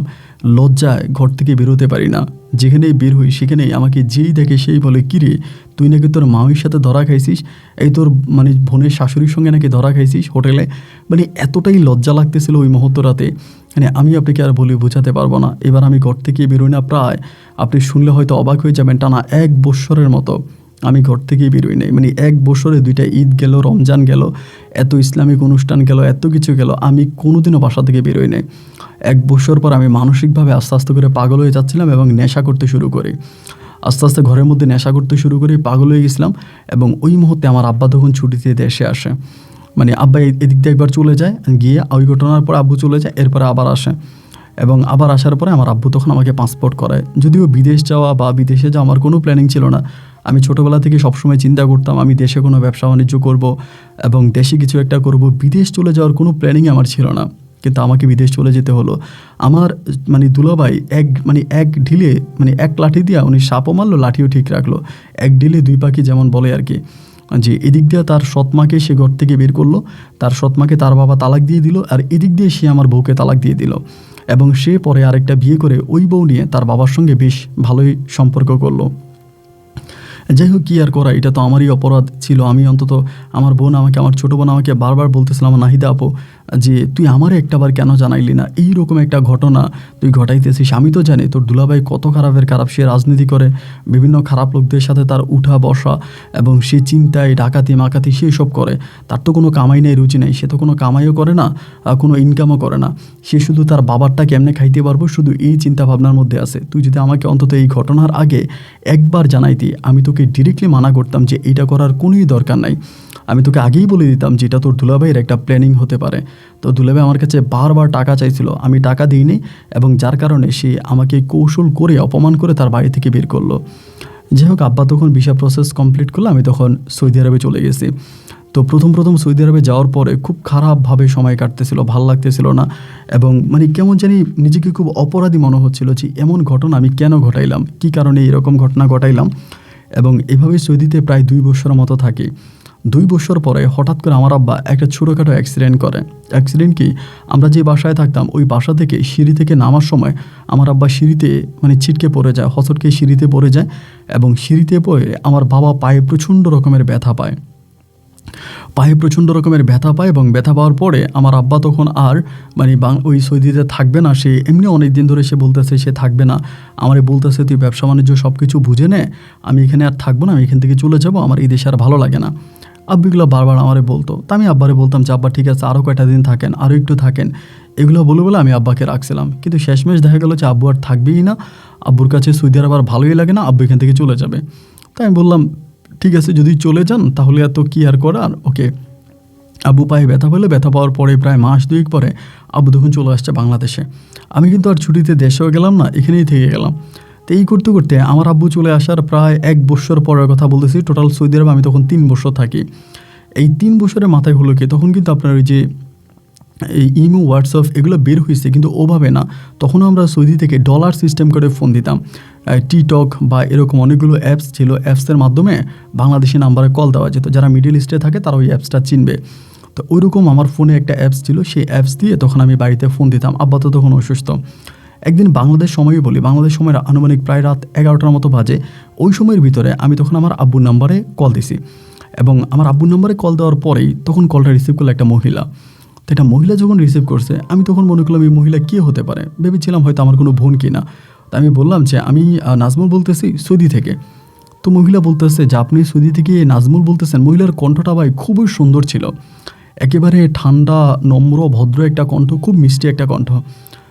আমাকে তখন বলতেছে যে আপনি কি, আপনি মনে হয় রং নাম্বারে কল দিছেন। তো সত্যি কথা বলতে মহিলার কণ্ঠটা এতটা ভিজা ভিজা ছিল, এতটা ভাল লাগতেছিল, আমি তারে বললাম কিছু মনে করবেন না, কলটা আসলেই রং নাম্বারে চলে গেছে, তো আপনার রাইট নাম্বারটা কি আমাকে একটু দেওয়া যাবে? মহিলা তখন বলতেছে যে আপনি আমার রাইট নাম্বারটা কেন নেবেন? আমি বললাম দেখেন আমি সৌদি আরবে থাকি, আমি আপনাকে বিরক্ত করব না, যদি আপনার নাম্বারটা একটু আমাকে দিতেন। এ বলার পরে মহিলা তখন তার যে নাম্বারটা, ওই নাম্বারটা আমাকে দিয়ে দেয়, মানে সহজেই দিয়ে যায়। এত সহজে আমাকে নাম্বার দেওয়ার কিন্তু কথা না, কিন্তু সে আমাকে নাম্বারটা দিয়ে দেয়। এবং নাম্বারটা যখন দিয়ে দিল, আমি নাম্বারটা পাই আমি বলতেছি যে আমি তখন আমার আবার লাইনটা কেটে আবার সেম নাম্বারে আমার আব্বুর নাম্বারে কল দেয়। এবার আমার আব্বুর কাছে যায়, আমার আব্বুও বলে আব্বু নাকি কল রিসিভ করছে, অন্য কোনো লোক নাকি কথা বলতেছে। ওই সময়টাতে ওই নাম্বারগুলোতে কল দিলে এরকম মানে লাইন কানেকশানে অন্য কোনো নাম্বারে চলে যেত। তো এখন ওই নাম্বারগুলো হয়তো ইউজ হয় বা হয় কিনা আমি জানি না, তবে বিদেশ থাকা অবস্থায় এই নাম্বারগুলো ইউজ হতো। এই অ্যাপসের মাধ্যমে আমরা বাংলাদেশে কথা বলতাম। এরপরে আমি তখন ওনার নাম্বারটা নিচ্ছি, নাম্বারটা নেওয়ার পর এরপর দিন তো ধরেন মানে কাজের চাপ, সৌদিতে নিজের হোটেল মানে নিজের ব্যবসা, খুব বেশি একটা সময় পাই না কারোর সঙ্গে কথা বলার। এবং এরপরে আমি তখন করলাম কি, ওই নাম্বারটাতে পরের দিন রাতেরবেলা আবার কল দিয়েছি ওই মহিলার নাম্বারে। কল দেওয়ার পরে মহিলা আবারও রিসিভ করছে, করার পর আমি বললাম যে ম্যাডাম আমি সৌদি থেকে বলতেছি, আমার নাম নাজমুল ইসলাম। পরে বলে ও আচ্ছা হ্যাঁ ঠিক আছে, বলেন আপনি তো কালকেই কল দিছিলেন। আমি বললাম হ্যাঁ আসলে কালকে আমি আমার আব্বুর নাম্বারে কল দিছিলাম, কিন্তু এটা আসলে মিসকানেক্ট হয়ে নাম্বারটা আপনার কাছে চলে গেছে, আপনি ভালো আছেন? পরে বলে হ্যাঁ ভালো আছি। আমি বললাম আপনার বাড়ি কই? বলে আমার বাড়ি তো সিলেটে। কিন্তু সে যে আমার সঙ্গে কথা বলে, তার কথা বলার মাঝে কোনো সিলেটি ভাব নাই। ধরেন একটা মানুষ যখন কথা বলে তার কণ্ঠের মাঝে তো কিছু সিলেটি একটা টান থাকে, একটা ভাব থাকে, কিন্তু তার কথার মাঝে আমি এরকম কোনো সিলেটি টানও দেখি না, ভাবও দেখি না, সে খুব নর্মালি আমার সঙ্গে কথা বলতেছে। আমি তখন বললাম তার মানে কি আপনার বাড়ি সত্যি কি সিলেটে? আপনার মানে আপনার কণ্ঠ শুনে বা আপনার কথা শুনে মনেই হচ্ছে না যে আপনি সিলেটি। পরে বলে না না না, আমরা আসলে সিলেটে শহরে থাকি, তো আমার আব্বা ব্যবসা বাণিজ্য করতেন বা আমার হচ্ছে ফ্যামিলি শহরেই থাকে, যার কারণে আমি একটু এরকমভাবেই কথা বলি। আমি তখন বললাম যে ও আচ্ছা ঠিক আছে, তার সঙ্গে কথা বললাম, বাট খুবই ভাল লাগলো, এত ভাল লাগছে যা বলার মতো না। এবং আমি তখন বললাম যে আমার বাড়ি বরিশাল। পরে বলে বরিশালের ছেলেরা কিন্তু ভালো হয় না, এরা কিন্তু খুব ডিয়ারিং হয়। আমি বললাম হ্যাঁ এটা ঠিক বলছেন, এটা একেবারেই খারাপ বলেন নাই, বরিশালের ছেলেরা আসলেই ডিয়ারিং হয়, এরা কিন্তু খুব বেশি একটা ভালো হয় না। এরকম করে ওনার সঙ্গে কথাবার্তা বলতেছি, উনি আমার সঙ্গে মাঝে মাঝে আমি ফোন দিয়ে কথা বলে, এবং তখন দুজনের মাঝে একটা ভালো লাগার সম্পর্ক তখন শুরু হয়। আর এই ওনার সঙ্গে যখন আমি কথা বলি, মানে ওনার এই কণ্ঠটা আমি আপনাকে জাস্ট একটা ভয়েস রেকর্ড পাঠাবো, আপনি শুনবেন, মানে ওনার কণ্ঠ শুনলে যে কোনো ছেলে মানে পাগল হয়ে যাবে। কণ্ঠের মাঝে কেমন জানি একটা ঠান্ডা ঠান্ডা ভাব আছে, একটা শীতল শীতল একটা ভাব, এবং খুবই মিষ্টি কণ্ঠ। পরে ওনার সঙ্গে আমি যখন ফোনে কথা বললাম, এবং দেখা গেল ওই রকম থেকে আমি মাঝে মাঝে ফোন দিতাম, এবং একটা পর্যায়ে জানতে পারলাম উনি ডিভোর্সি, ওনার বিয়ে হয়েছে, ওনার একটা মেয়ে আছে, বাট ওনার হাজব্যান্ডের সঙ্গে ওনার সম্পর্ক নেই, উনি একাই থাকে। তো এরকম করে অনেক দিন কথা বলতে বলতে যে কোনোভাবেই হোক ওনার 2 কপি ছবি আমি দেখতে পাই, এবং ছবি দেখার পরে আমি জাস্ট পাগল হয়ে যাই। উনি দেখতে একেবারে অবিকল বাংলাদেশি নায়িকা পূর্ণিমার মতো ছিল, চেহারাটা একেবারে গোল ছিল, চোখগুলো একদম এরকম ছিল, মানে যে কেউ তারা দেখলে মানে পাগল হয়ে যাবে। ওনার সঙ্গে কথা বলতে বলতে আমার একটা স্বপ্ন ছিল, উনি ডিভোর্সি হলে ডিভোর্সি আমি তারে বিয়ে করব। এবং এত সুন্দর এবং এত মিষ্টি, আর সে দেখতে এত মানে এত কিউট যা বলার মতো না। তো সেখানে আমি তাকে বিয়ে করব, আমার এরকম একটা প্ল্যানিং করলাম, এবং ওই প্ল্যানিংটা করি আমি তখন তারে বললাম যে আমি বাংলাদেশে আসব। এই পর্যন্ত কিন্তু বাবা আমারে অনেকবার বলছিল যে নাজমুল বাংলাদেশে আয়, বাংলাদেশে আয় আয় আয়, কিন্তু আমি আসলে মূলত বাংলাদেশে আসতেই চাইতাম না, বাংলাদেশে আমার ভালোই লাগতো না। তো যখনই আমার মানে বাবা আমারে বলল যে ওই মানে আমাকে উনি বলল যে বাংলাদেশে আমি তার সঙ্গে দেখা করতে চাইলাম, তার নাম ছিল মনি আক্তার, উনি ছিল মনি আক্তার ওনার নাম। পরে আমি বললাম যে ঠিক আছে আমি দেশে আসবো। তো আমি যেদিন দেশে আসি, মানে আমি মানে আপনার সৌদি থেকে আসার পরে যখন আমি বাংলাদেশ বিমানবন্দরে নামি, মানে আমার ইচ্ছে ছিল যে সেখান থেকে আমি ডোমেস্টিক কোনো ফ্লাইটে আপনার সিলেটে চলে যাই, আমি সিলেটে গিয়ে তার সঙ্গে একটু দেখা করে আসি। মানে ওনার জন্য আমি এতটা এক্সাইটেড হয়ে গেছিলাম। কিন্তু আমার আব্বা, আমার জেঠু, তারপর সবাই আমাকে রিসিভ করার জন্য এয়ারপোর্ট আসে, এবং ওনাদের সঙ্গে তখন আমি আপনার ইয়েতে চলে যাই, বরিশালে চলে যাই। তো আমাদের সিলেটে একটা আত্মীয়র বাসা আছে, মানে আমার মানে আত্মীয় বলতে বলতে আমাদের খুবই ঘনিষ্ঠ আত্মীয়। আমার যে বড় বোন আছে, আমার একেবারে বড় বোন, আমার বড় বোনের ননদকে বিয়ে দেওয়া হয়েছিল আবার সিলেটে। তো আমার বড় বোনের ননদকে বিয়ে দিছে, আর মজার কথা হচ্ছে ওই ননদের বাসার এরিয়াতে হচ্ছে মনিদের বাসা। তো আমি তখন করলাম কি 2 দিন থাকলাম বাড়িতে, 2 দিন থাকার পর আব্বা আমারে বললাম যে আমি একটু সিলেটে যাব। তো আমার আব্বা আম্মা বলতেছে দেশে আসলি বিয়ে শাদী কর এবং সময় নষ্ট করিস না। আব্বু বলতেছে ওখানে ব্যবসা আরেকজনের হাতে দিয়ে আসছিস, সৌদি আরবে ব্যবসা বলা যায় না কোত্থেকে কী হয়ে যায়, তুই চলে যা। আমি আব্বারে বললাম যে আব্বা ঠিক আছে চলে যাব, আমি বিয়েও করবো, আমার একটু সময় দাও, আমি আমার বোনের এই ননদের বাড়িতে একটু যাব। ওনার সাথে রাখি আপুর সাথে আমার সম্পর্ক আবার ভালো ছিল, আমার বড় বোনের ননদ ছিল। তা আমি তখন রাখি আপুর বাসায় গেলাম সিলেটে। যাওয়ার সময় মনিরে ফোন দিলাম। তো যেদিন আমি গেছি ওই দিন রাতের বেলায় রাত 8টার দিকে তখন আমাকে একটা রেস্টুরেন্টের অ্যাড্রেস দিল যে এই রেস্টুরেন্টে আমি আসবো, আপনি ওই রেস্টুরেন্টে আমার সঙ্গে দেখা করতে পারবেন। তখনও কিন্তু আমাদের মাঝে কোনো প্রেম ভালোবাসা হয়নি, বাট তার সঙ্গে আমি কথা বলতাম, আমার ভিতরটা খুব ভালো লাগতো যখনই কথা বলতাম। এরপরে একটা রেস্টুরেন্টে গেলাম, রেস্টুরেন্টে যাওয়ার পরে এবং তার সঙ্গে আমার এই প্রথম দেখা। ছবিতে বা মোবাইলে তাকে যেরকম দেখেছিলাম, বাস্তবে সে ঠিক আমার কাছে মনে হয় যেন তার থেকেও আরও বেশি সুন্দর। মাথার চুলগুলো অনেক বড়, মানে বড় বড় চোখগুলো খুবই সুন্দর, মানে একেবারে দেখার মতো একটা মানুষ। তো গিয়ে পাশে বসছে, ওনার পাশেই তখন আরেকটা মেয়ে আছে। তা আমি ভেবেছিলাম হয়তো উনি নিয়ে আসছে সঙ্গে করে। তো বলে কি, আমি বললাম যে কী খাবেন, তা খাবারের অর্ডার দিলাম। অর্ডার দেওয়ার পরে ওয়েটার তখন খাবার সার্ভ করলো, খাবার খাইতে আসি। অর্ধেক পর্যন্ত খাবার খাইছি, অর্ধেক পর্যন্ত খাবার খাওয়ার পরে উনি আমাকে বলতেছে আচ্ছা তোমার সঙ্গে তো আসলে ওভাবে পরিচয় হয় নাই, আমি পরিচয় করাই দিই, আমার মেয়ে মুক্তা। আমি তখন বললাম আপনার মেয়ে মুক্তা? তো এরকম হয় না যে মাঝে মাঝে আপনার মানে হয় না যে ভাইয়ের মেয়ে মা ডাকে বা বোনের মেয়ে মা ডাকে, এরকম খালাদেরকে বা ফুফুদেরকে মা ডাকে। তা আমি তখনও ভাবছিলাম হয়তো এরকম কিছু। পরে আমি বললাম যে এটা আপনার মেয়ে? পরে বলে হ্যাঁ এটা আমার মেয়ে। তা আমি তখন ওনাকে জিজ্ঞেস করলাম যে আপনার আম্মুর নাম কি? পরে বলে আমার আম্মুর নাম মনি। আমি বললাম এটা তো মনি, কিন্তু আপনার আম্মুর নাম কি? বলে এটাই তো আমার আম্মু, এটাই তো আমার আম্মু, আম্মুর নামই তো মনি। তখন আমার মনের ভিতরে আস্তে আস্তে করে একটু খুটখুট হয়ে বাজাচ্ছিল কি বলে। এবং লাস্ট পর্যন্ত উনি হাসি দিয়ে আমাকে বলে যে নাজমুল তুমি সম্ভবত বুঝতেছো না, এটা আমারই মেয়ে, আমার পেটের মেয়ে। এবং আমি ওর কথাই বলেছিলাম। আমি তখন আসমান থেকে পড়ছি, মানে তার মেয়েও পুরো বিবাহিত, মানে আপনার বিয়ে দেওয়ার মতো বয়সী এরকম মেয়ে। পরে তার চেহারার সঙ্গে কোনোভাবেই যায় না এটা যে তার মেয়ে, এবং তার যে বিয়ে হয়েছে এটা বিশ্বাস করাই কষ্টকর। মানে এত স্লিম, এত সুন্দর, মানে বিয়ে হয়েছে এটাই বোঝা যায় না, কিন্তু সে বলতেছে যে এটা তার মেয়ে। আমি তখন রীতিমতো একটু অবাকই হয়ে গেলাম এবং অবাক হয়ে তারা বললাম যে আপনি কি আমাকে সত্যি বলতেছেন যেটা আপনার মেয়ে, নাকি আমার সঙ্গে দুষ্টামি করতেছেন? পরে বলে না না না, আমি কেন তোমার সঙ্গে দুষ্টামি করবো, আমি মোটেও দুষ্টামি করতেছি না, এটা আসলে আমার মেয়ে। ভাই তখন পুরো মনটা মনে হয়, মানে আমার মাথায় মনে হয় তখন আসমানটা ভেঙে পড়ছে, আমার কলিজাটা ফেটে গেছে। আজকে বহু বছরের স্বপ্ন, সৌদি আরব থেকে আসছি এবং এতগুলো স্বপ্ন বুকে লালন করে নিয়ে আসছি, এবং আজকে জানতে পারি সে এত বড় এবং তার মেয়ে এত বড় হয়ে গেছে। মানে এইটা জানার পরে আমি তার সঙ্গে যে আর কথা বলবো বা মানে আমার আর মানে ভিতর থেকে আর তার সম্বন্ধে মানে কথাই বলতে কোনো ইচ্ছা আসতেছে না। কিন্তু চিন্তা করলাম যে আল্লাহ এটা কী হয়ে গেল, আল্লাহ মানে আমার মনটা পুরোপুরিভাবে ভেঙে গেছে। আমি বিশ্বাস করি রেস্টুরেন্টে অর্ধেক খাবার খেয়ে কান্না করে দিয়ে বেরিয়ে গেছি। তো বেরিয়ে যাওয়ার পরে মোবাইল ফোনটা অফ করে দিয়েছে, আমি আর ওনার সঙ্গে কোনো কথাই বলি নাই। এবং সিলেট থেকে আমি আবারও বরিশালে চলে আসি। বরিশালে আসার প্রায় 3 দিন পরে মোবাইল ওপেন করি, মোবাইলের মাঝে আমার খুলি না। 3 দিন পরে মোবাইল চালু করি। মোবাইল চালু করার পরে উনি মাঝে আমাকে প্রচুর কল, SMS মানে অনেক কিছু দিছে, এবং মোবাইল খোলার সঙ্গে সঙ্গে আমাকে আবারও কল দিছে। তো আমি মোবাইল খোলার সঙ্গে সঙ্গে কল দিচ্ছে, তার মানে সে প্রতিনিয়ত আমাকে ট্রাই করতো, হয়তো প্রতিনিয়ত আমাকে ট্রাই করতো। পরে আমারে বলতেছে, আমি কলটা রিসিভ করছি, পরে আমারে বলতেছে যে তুমি ফোন বন্ধ করে রাখছো কেন এতদিন, ডিরেক্টলি বলে। আমি তখন বললাম যে আসলে ফোনই চালাইতে ইচ্ছে করতেছিল না, ভালো লাগতেছিল না, এই জন্য ফোন অফ করে রাখছি। পরে আমারে বলতেছে যে নাজমুল দেখো, তুমি আমাদেরকে দাওয়াত করছো, আমরা রেস্টুরেন্টে গেছি, এবং যাওয়ার পরে তুমি অর্ধেক পর্যন্ত খাবার খেয়ে মানে রেস্টুরেন্ট থেকে তুমি কান্না করতে করতে বেরিয়ে গেলা, মানে এর কারণটা কি, আমাকে কি একটু বলা যায়? পরে আমি তারে আর কি বলবো ভাই বলেন, এখন তারে কি আর কোনো কিছু বলার মতো আছে, আর কি বা তারে বলবো? আমি তখন বললাম যে না দেখেন আসলে কিছুই না, আমার ভাল লাগতেছিল না এমনি। পরে আমি বললাম যে আপনার মেয়ে এত বড়, আমি তো আসলে আগে ভাবি নাই। পরে বলে হ্যাঁ আসলে যে কেউ আমার মেয়েকে দেখলে বিশ্বাস করতে চায় না যেটা আমার মেয়ে, এবং অনেকে আসলে অনেকভাবেই ভুল বোঝে।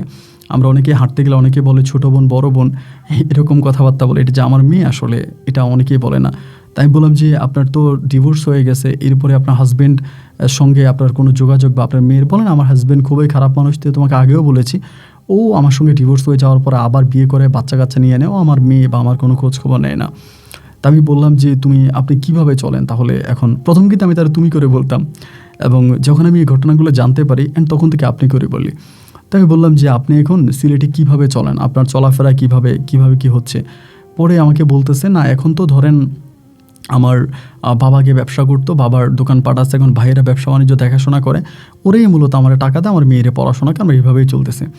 তো এভাবে আরও 2 থেকে 3 দিন 4 দিন কথা বলি, কথা বলতে বলতে আমার এই দিক দিয়ে কিন্তু ছুটি শেষ হয়ে যাচ্ছে। আর আব্বা কিন্তু আমার বারবার বলতেছে বিয়ে কর বিয়ে কর বিয়ে কর। আমি একদমই বিয়ে করব না। মানে আসলেই সত্যি কথা বলতে আমার বিয়ে করার যে ইচ্ছাটা ছিল, এই ইচ্ছাটাই পুরো মরে গেছে। আমি আব্বারে বলতেছি যে না আব্বা, আমি আর বিয়ে করব না, বা আমার এই মুহূর্তে বিয়ে করার কোনো ইচ্ছা নাই। তা আব্বা চেষ্টা মেষ্টা বহুত করছে, দেখা যায় কাজ হয় না। এবং কাজ না হওয়ার পরে আমার আব্বা তখন হাল ছেড়ে দিচ্ছে যে যাই হোক, ও যেহেতু বিয়ে করবেই না এবং ওর উপরে তার জোর প্রয়োগ করে কোনো লাভ নাই। আব্বাও তখন একরকম হাল ছেড়ে দিল, আব্বার কোনো কিছু বলে না। এবং এর কিছুদিন পরে, মানে এর কয়েকটা দিন পরেই আমি তখন বিদেশে চলে যাব আবার। তো আমি আবার মানে আপনার যেই ছুটি নিয়ে আসছি এর আগে আমি চলে যাব, আমি টিকিটের জন্য কথাবার্তা বলতেছি। এরই মাঝে উনি আমাকে ফোন দেয়, মানে ফোনতে আমারে বলে যে তোমার ভিতরে মনে হয় কোনো একটা কষ্ট আছে। মানে ওই আমার শাশুড়ি, মানে সরি আমার মনি আমাকে বলতেছে যে তোমার ভিতরে মনে হয় কোনো কষ্ট জমা আছে এবং তুমি মনে হয় আমার কিছু বলতে চাও, এরকম কিছু না। পরে নিজে আমাকে বলে যে কিছু মনে করো না নাজমুল, তোমাকে আমি দেখছি, অনেক ভালো লাগছে এবং অনেক দিন তোমার সঙ্গে কথাবার্তা বলি। এখন যদি কিছু না মনে করো, তুমি তো আমার মেয়েকে দেখছো, আমার মেয়েটা তোমার কাছে কেমন লাগে? উনি এমনিই বলতেছে। আমি বললাম হ্যাঁ আপনার মেয়েরে আমি তো দেখছি, আপনার মেয়ে তো ভালোই, মাশাআল্লাহ, খারাপ না, কেন কী হয়েছে? পরে বলে যদি কিছু না মনে করো তোমাকে খোলাখুলিভাবে একটা কথা জিজ্ঞেস করি। আমি বললাম যে হ্যাঁ বলেন, খোলাখুলিভাবে কী বলবেন? বলে আমার মেয়েটাকে আমি তোমার কাছে বিয়ে দিতে চাই, এমনি ডাইরেক্ট। আমি তখন বললাম যে দেখেন এটা আপনি কী বলেন, আপনার মেয়েকে আমার কাছে বিয়ে দিবেন, মানে এটা কী ধরনের কথা? পরে বলে হ্যাঁ তুমি যদি চাও আমার মেয়েটাকে আমি তোমার কাছে বিয়ে দিব, এবং যদিও সিলেটে অনেক ভালো ভালো ঘর থেকে আমার মেয়ের জন্য প্রপোজাল আছে, অনেক ভালো ভালো ঘর থেকেই, কিন্তু এখন তুমি যদি চাও আমি তোমার কাছে বিয়ে দিব। আমি তখন বললাম যে আসলে এই মুহূর্তে আমার পরিবার আমাকে এত দূরে বিয়ে করাবে না, আমি যদি জীবনও দিয়ে দিই আমার বাবা কখনো আমাকে সিলেটে বিয়ে করাবে না, আর আমি আসলে ওভাবে করতে পারবো না। এরকম করে তার সঙ্গে কয়েকদিন কথা বলার পরে সেই দিন তার বাসা আমাকে দাওয়াত দেয়। যেহেতু আমার ছুটি, আমি চলে যাব, আমার উনি জানে আমি টিকিটও কনফার্ম করে ফেলছি, হয়তো সপ্তাহখানিক পরে চলে যাব। এইভাবে আমার বলতেছে যে নাজমুল তুমি একদিন আমার বাসায় আসো, আমার বাসায় তোমাকে দাওয়াত করলাম, এবং যদি পারো তোমার ফ্যামিলির কাউকে নিয়ে আসো, যেহেতু তোমার সঙ্গে আমার একটা ভালো সম্পর্ক হয়েছে। পরে আমি বললাম যে না না না, আমি যদি যেতে হয়, আপনি যদি আমাকে ইনভাইট করছেন বাসায়, আমি একাই যাব। পরে তার বাসায় গেলাম একদিন সকালবেলা, মানে সারা রাত জার্নি করে সকালবেলা গেছি। যাওয়ার পরে একদম পুরো রাজকীয়, তারা অনেক বড়লোক ছিল, গাড়ি বাড়ি ছিল, মানে ওর বাবার অনেক টাকা পয়সা আছে, ভাইদের টাকা পয়সা আছে, তারা সিলেট শহরেই থাকে। পরে আমারে বললো যে দেখো এই ঘটনা, এবং মানে দুপুরে খাওয়া দাওয়া করলাম, করে আমারে বলতেছে যে আমি আমার মেয়েটাকে তোমার কাছে বিয়ে দিতে চাই। এবং সত্যি আমার মেয়েটাকে নিয়ে আমি খুব টেনশন করতাম যে কোন ছেলের কাছে বিয়ে দিব, আমার জীবনটা যেভাবে নষ্ট হয়েছে আমার মেয়ের জীবনটা যাতে এইভাবে নষ্ট না হয়, এই জন্য আমি চাচ্ছিলাম যে এমন কোনো একটা পার্সন যদি খুঁজে পাই যার কাছে আমার মেয়েকে বিয়ে দিলে আমার মেয়ের জীবনটা অনেক সুখে শান্তিতে কাটবে, ভালো থাকবে। তো আমার ভিতর কেন জানি মনে হলো যে ওই পার্সনটা তুমি, এবং আমি যদি সত্যি আমার মেয়েটাকে তোমার কাছে বিয়ে দিই তাহলে আমার মেয়েটা তার জীবনে অনেক ভালো থাকবে। তো প্লিজ তুমি মানা করো না, আমাকে এরকম করে বলতেছে। পরে আমি বললাম যে দেখেন আমি তো এখানে বিয়ে করার জন্য আসিনি, আসছি তো আপনাকে দেখার জন্য। পরে আমার হাত ধরে বলতেছে যে দেখো নাজমুল, আমি চাচ্ছি যে তুমি আমার মেয়েটাকে বিয়ে করো, মানে একরকম উনি আমাকে জোর করতেছে। তো আমার ভিতরে তখন কেমন জানি হঠাৎ করে বলো যে হ্যাঁ আমি বিয়ে করে ফেলবো, মানে কোনো ইচ্ছা নাই, কোনো কিছুই নাই। এরপর আমি বললাম যে আমি বিয়ে করবো। আপনি বিশ্বাস করবেন সেদিনের ভিতরে আমি মোবাইলে আমার ডকুমেন্ট সব কিছু বের করে করার পরে ওই দিনের মধ্যে ওনার মেয়ের সঙ্গে আমার তখন বিয়ে হয়ে যায়। মানে ওই দিনে উনি বিকালবেলা কাজই ডেকে ওই বাসার মধ্যেই আমার বোনের যে ননদ আছে, আমার বোনের ননদকে আমি গোপনে জানাই, এবং আমি ওয়াদা করাই যে আমার পরিবারের কাউকে, আমার বোনকে, আমার আত্মীয়স্বজন কাউকে বলতে পারবেন না। এবং আপু আমার সঙ্গে সম্পর্ক খুবই ভালো, যার জন্য আপু এই বিষয়টা কাউকেই জানায় নাই, কাউকেই বলে নাই, না বলে আমার সঙ্গেই তখন উনিই শুধুমাত্র বিয়েতে উপস্থিত ছিলেন। তো এরপরে গোপনেই তখন বিয়েটা হয়, এবং সেই রাতে তার মেয়ের সঙ্গে, মানে মনির মেয়ে মুক্তার সঙ্গে তখন আমার বাসরঘর হয়। তো বাসরঘরে আমার রাত কাটে, কিন্তু ওই রকম কোনো আমার ভিতরে আসে না। তো এরপর আমি টানা 2 দিন তাদের বাসায় থাকি, এবং মুক্তা আমাকে তাদের বাসায় ওভাবেই রাখে তার হাজব্যান্ডের মতো করে। তো আরেকটা বিষয় ওখানে দেখলাম, মুক্তার যে মামা আছে তারা আসলে মানে তাদের সঙ্গে মুক্তার বা মনির সম্পর্কটা খুব বেশি একটা ভালো না, মানে কেন সেটুকু জানি না, বাট খুব বেশি একটা ভালো না। তো বিয়ে শাদী হয়ে গেল, এবং বিয়ে শাদী হয়ে যাওয়ার পরে আমি প্রায় 2 দিনের মতো ছিলাম। 2 দিন পর আমি বললাম তো বিদেশে চলে যাব। তো আমি চলে যাই, এবং এরপরে আবার আসলে আমি বউ উঠাই নিব। এই কথাবার্তা বলে সব কিছু ওকে করে আমি তখন আবারও পুনরায় বরিশালে যাই, এবং সেখান থেকে আমি সুইদিতে চলে যাই। তো এখানে একটা কথা বলে রাখা ভালো, আমি আপনাকে আগ থেকেই বলে রাখি, আমি যে মুক্তাকে বিয়ে করেছিলাম টার্গেট কিন্তু ছিল মনি, যে আমি মাঝে মাঝে মনির সঙ্গে কথা বলবো বা এরকম চিন্তা ভাবনা করে কিন্তু আমি মুক্তারে বিয়ে করছি। তো মুক্তারে বিয়ে করতাম। সৌদিতে যাওয়ার পরে মুক্তার সঙ্গে যদি কথা বলতাম 10 মিনিট, আমি মনির সঙ্গে কথা বলতাম 1 ঘন্টা। মানে আমার ওয়াইফের সঙ্গে আমি 10 মিনিট কথা বললাম, আমার শাশুড়ির সঙ্গে আমি কথা বলতাম 1 ঘন্টা।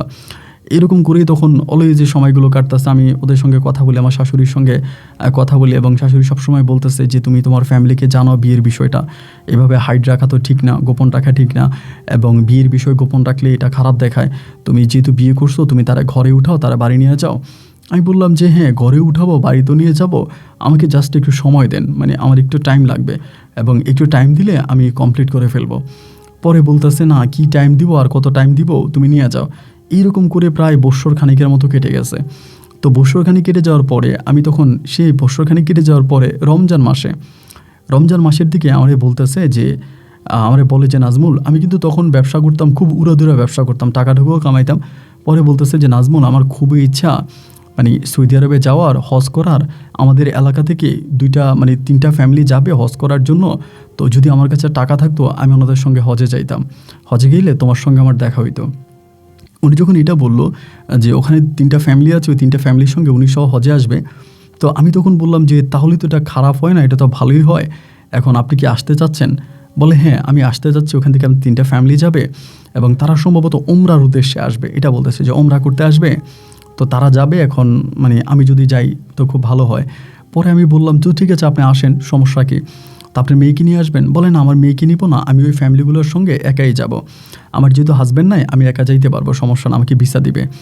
তো আমি বললাম যে ঠিক আছে, যদি আপনার এরকম চিন্তাভাবনা থেকেই থাকে যে আপনি আসবেন, তাহলে আপনি আসেন। প্রথম দিকেই কিন্তু আমার কোনো রকমের ইজাত ছিল না, মানে ভিতরে কোনো কিছুই ছিল না। আমি তার জন্য মানে প্রসেস করাই, এবং মোটামুটি তার যে টাকা লাগে সৌদি আরবে আসতে, হজ করতে, আমি ওই সম্পূর্ণ টাকাটাই আমার এখান থেকে তাকে দিই। টাকাটা তাকে পাঠাই, এবং দেওয়ার পরে ওই ফ্যামিলিগুলোর সঙ্গে তখন সে পাসপোর্ট করে জমা দেয়, এবং পাসপোর্ট করে জমা দেওয়ার পরে সব কিছু ওকে হয়। ওকে হওয়ার পরে দেন সেই সৌদি আরবে আসার দিন তারিখ ঠিক হয়ে যায়। পরে আমি কিন্তু তখনও মুক্তার সঙ্গে কথাই বলি না, হয়তো 2 দিনে 2 মিনিট কথা বলি। এবং যদি উনি দেয়, মানে মনি যদি দেয়, আমার শাশুড়ি যদি দেয় যে না মুক্তার সঙ্গে কথা বলো, তাহলে আমার কাছে দেয়, এই মুক্তা কেমন আছো, ভালো আছো? ভালো আছি, অতটুকুই। মানে ওর সঙ্গে আমার এর বেশি অতিরিক্ত কোনো কথা নাই। আমি কথা বলি ওর মায়ের সঙ্গে।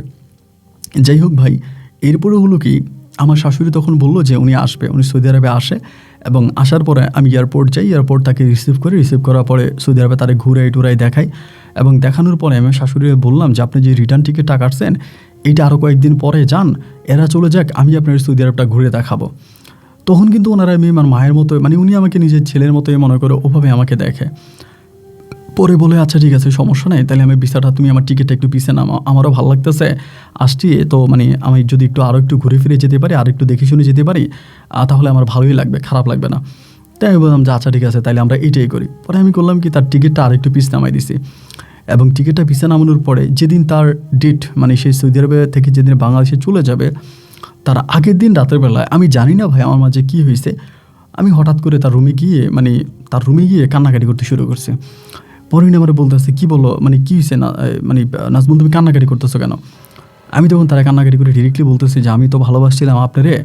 আপনার মনে আছে যে আপনি আমাকে প্রশ্ন করছিলেন যে নাজমুল, তুমি রেস্টুরেন্টে খাবার না খেয়ে, অর্ধেক পর্যন্ত খাবার খেয়ে তুমি কান্না করে কেন বেরিয়ে গেছো, আমাকে কি বলা যাবে?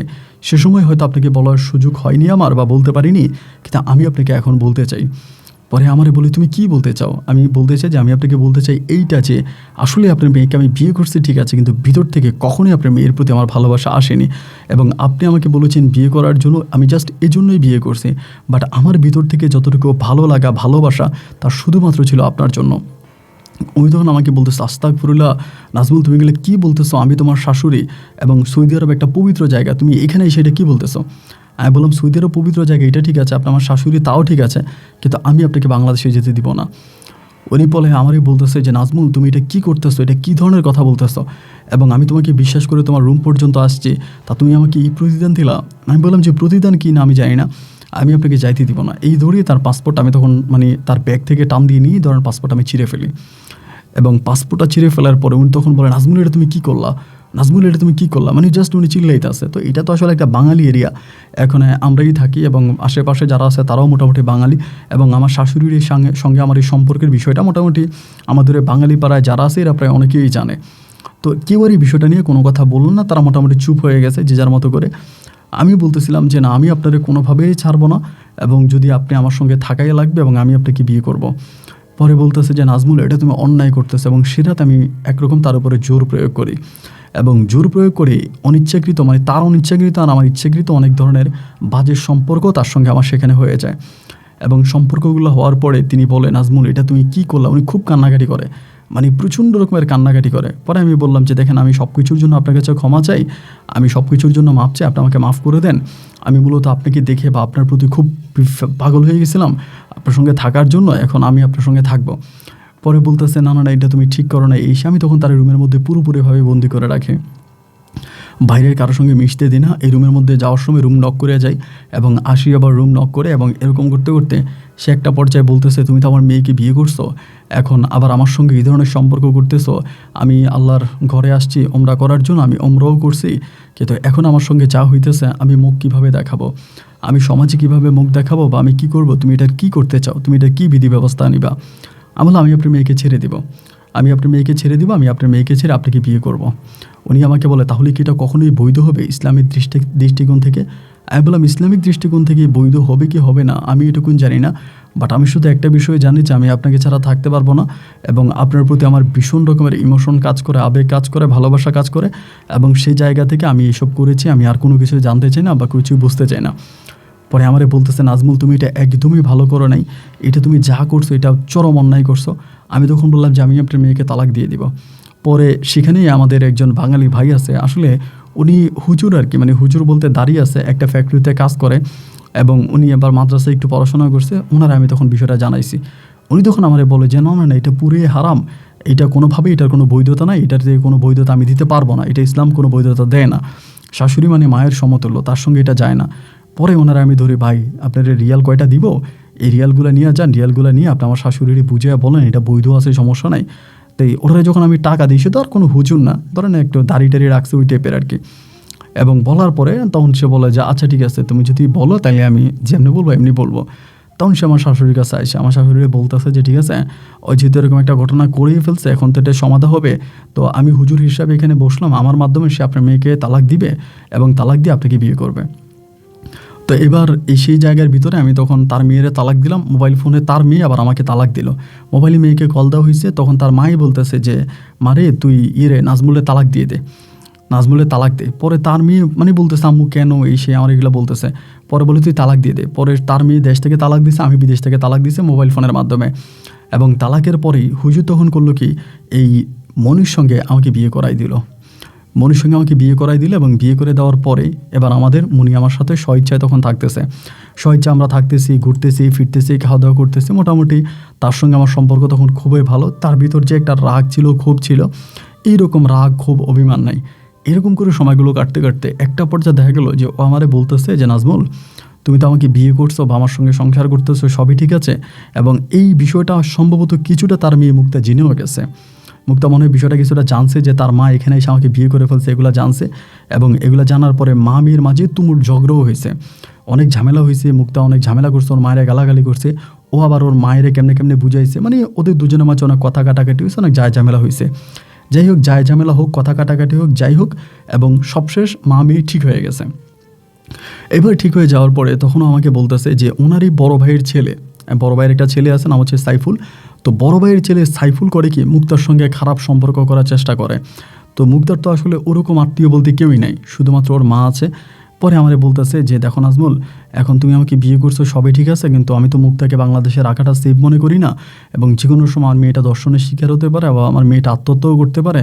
আমার মেয়েটার উপরে খুব টর্চার হইতেছে আমার বড় ভাইয়ের ছেলে, আমার মেয়েটাকে মোটামুটি অনেক টর্চার করে, এভাবে তো তাকে দেশে রাখা যাবে না, এখন তুমি তাকে কোনোভাবে সৌদিতে নিয়ে আসো না। পরে আমি বললাম যে দেখেন আমি তো ভালো করেই জানেন বা তুমি তো ভালো করেই জানো যে আমি তোমার মেয়েকে প্রথমে বিয়ে করলাম এবং তাকে তালাক দিয়ে তোমাকে বিয়ে করলাম। এখন তোমার মেয়ে যদি সৌদি আরবে আসে তাহলে তো মনে করো সে কি এগুলো মেনে নিবে, আমি তুমি একসঙ্গে থাকবো এটা সেটা। পরে বলে দেখো আমার মেয়ের সঙ্গে আমার ফোনে সব রকম কথা হয়েছে। আমি বলি তুমি কি বলে দিয়েছো যে আমি তোমাকে জোর করে বিয়ে করছি? বলে না না না, এটা কি বলার মতো কথা? আমি আমার মেয়েকে মানে খনাক্ষরেও বলি নাই যে তুমি আমাকে জোর করে বিয়ে করছো। আমি আমার মেয়েকে বলছি যাই হোক আল্লাহ যেভাবে রাখছি সেভাবেই তোমার সঙ্গে আমার বিয়ে হয়ে গেছে। আমার মেয়ে যাতে এতে কোনো রাগ অভিমান ক্ষোভ না মনে রাখে এবং সে যেন সব কিছু ভুলে মেনে নেয়, এবং আই হোপ যে আমার মেয়ে সব কিছু মেনে নিয়েছে, ওর ভিতরে কোনো রাগ নাই, ক্ষোভ নাই, অভিমান নাই, এবং তুমি তাকে সৌদি আরবে নিয়ে আসতে পারো। পরে আমি বললাম যে দেখেন সৌদি আরবেতে আমি তারা আনবো, পরে সে যদি ঝামেলা করে, কারণ সৌদির আইন কানুন অনেক ডিয়ারিং, অনেক খারাপ, পরে কোনো বিপদ পড়লে কিন্তু আমি বিপদে পড়ে যাব। তো মনি তখন বলতেছে যে না, ও কোনো বিপদেই তোমাকে ফেলবে না, আমি আছি, কোনো বিপদে পড়বা না। তো এবার আমি যে দোকানে কাজ করতাম ওই দোকানের মালিকের সঙ্গে কথা বলি, আমার যে কফিল আছে কফিলের সঙ্গে কথা বলি। তখন কিন্তু কফিলের ছেলে মোটামুটি সব কিছু দেখাশোনা করতো। কফিল তখন বয়স হয়ে যায়, আমার আব্বার যে কফিল ছিল ওই তখন বয়স হয়ে যায়, ওর বড় ছেলে আছে হাম্মেদ, হাম্মেদ তখন এই ব্যবসা বাণিজ্য সব কিছু দেখাশোনা করে। তা আমি তখন হাম্মেদরে বললাম যে হাম্মেদ দেখ, এমন এমন ঘটনা, আমি একজন মহিলাকে আনতে চাই আমার দোকানে কাজের জন্য, এই ঘটনা। পরেও আমারে বলতেছে দোকানে কাজের জন্য তো কোনো মহিলা ভিসা পাবো না, আর আমার বাসার কাজের জন্য ভিসা পাবো। তা আমার বাসার কাজের বিষয় নিয়ে আয়, এরপরে নিয়ে তুই দোকানে কাজ করা। তাই আমি বললাম যে ঠিক আছে, তাহলে তুই এইভাবেই কর। পরে ওর সঙ্গে এইভাবে কথাবার্তা বলার পরে ও তখন আমাকে একটা ভিসা দিল এবং একটা ভিসা ঠিক করে দিল। ভিসাটা ঠিক করে দিয়ে বলে যে এই ভিসার মধ্যে তুই তখন নিয়ে আয়। আমি তখন এই ভিসার উপরে আপনার কাজকর্ম করতেছি বা সব কিছু ঠিকঠাক করতেছি এবং মুক্তারে বললাম যে তুমি এরকম করে পাসপোর্ট করো। মুক্তা তখন পাসপোর্ট করছে এবং পাসপোর্ট সম্পূর্ণ হয়ে যাওয়ার পরে তখন আমি মুক্তাকে সৌদি আরবে নিয়ে আসবো। যাই হোক, অল্প সময়ের ভিতরেই তখন মুক্তাকে আমি সৌদি আরবে নিয়ে আসি এবং সৌদি আরবে নিয়ে আসার পরে মুক্তার মা মনি তখন মুক্তাকে বুঝিয়ে দেয় যে দেখ, যা হয়েছে যেটাই হয়েছে এসব নিয়ে তুই আর কোনো মাতামাতি করিস না, যেমনি হোক যেভাবে হোক ওর সঙ্গে আমার বিয়ে হয়ে গেছে, এটা নিয়ে তুই আর কোনো ঝামেলা করিস না। এরপরে দেখা গেলো যে মুক্তা আর কোনো কিছু বলে না, ওর মায়ের সঙ্গেই আসে এবং মা মেয়ে তখন এক ঘরেই থাকতো। যখন আমি যাইতাম মুক্তা আলাদা রুমে থাকতো, আমি ওর মায়ের সঙ্গে থাকতাম। এভাবে দীর্ঘদিন কেটে গেল। এই ঘটনাগুলো কিন্তু আমার পরিবারের কোনো মানুষ জানতো না, লাইক আমার বাবা মা বা আমার পরিবারের অন্য যারা আছে এরা কেউই কিন্তু বিষয়গুলো জানতো না। কারণ এরা যদি বিষয়গুলো জানতে পারে এরা তো আর আমাকে আস্ত রাখবে না, এরা তো প্রচুর ঝামেলা করবে। আমি পরিবারের কাউকেই বিষয়গুলো তখন জানাইলাম না।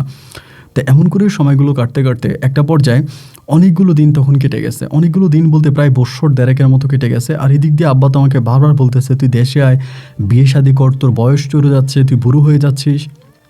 আব্বারে আর কোনো কিছু বলি না। এবার মুক্তা সৌদি আরবে আসার 1.5 বছর পরেই তখনই মনি কিন্তু তখন আমার দোকানেও কাজ করতো, আমার দোকানে যাইতো, আমার দোকানে কাজ করতো। আমি যাকে বিয়ে করছি ও দোকানে যাইতো, দোকানে কাজ করতো, দোকানেও দেখাশোনা করতো। তো ওই পর্যায়ে মনি আমারই বলতেছে দেখো, আমার মেয়েটার তো বয়স হয়ে গেছে এবং তার তো তুমি বিয়ে করে ছেড়েই দিলা এবং পুনরায় আবার আমাকে বিয়ে করলা।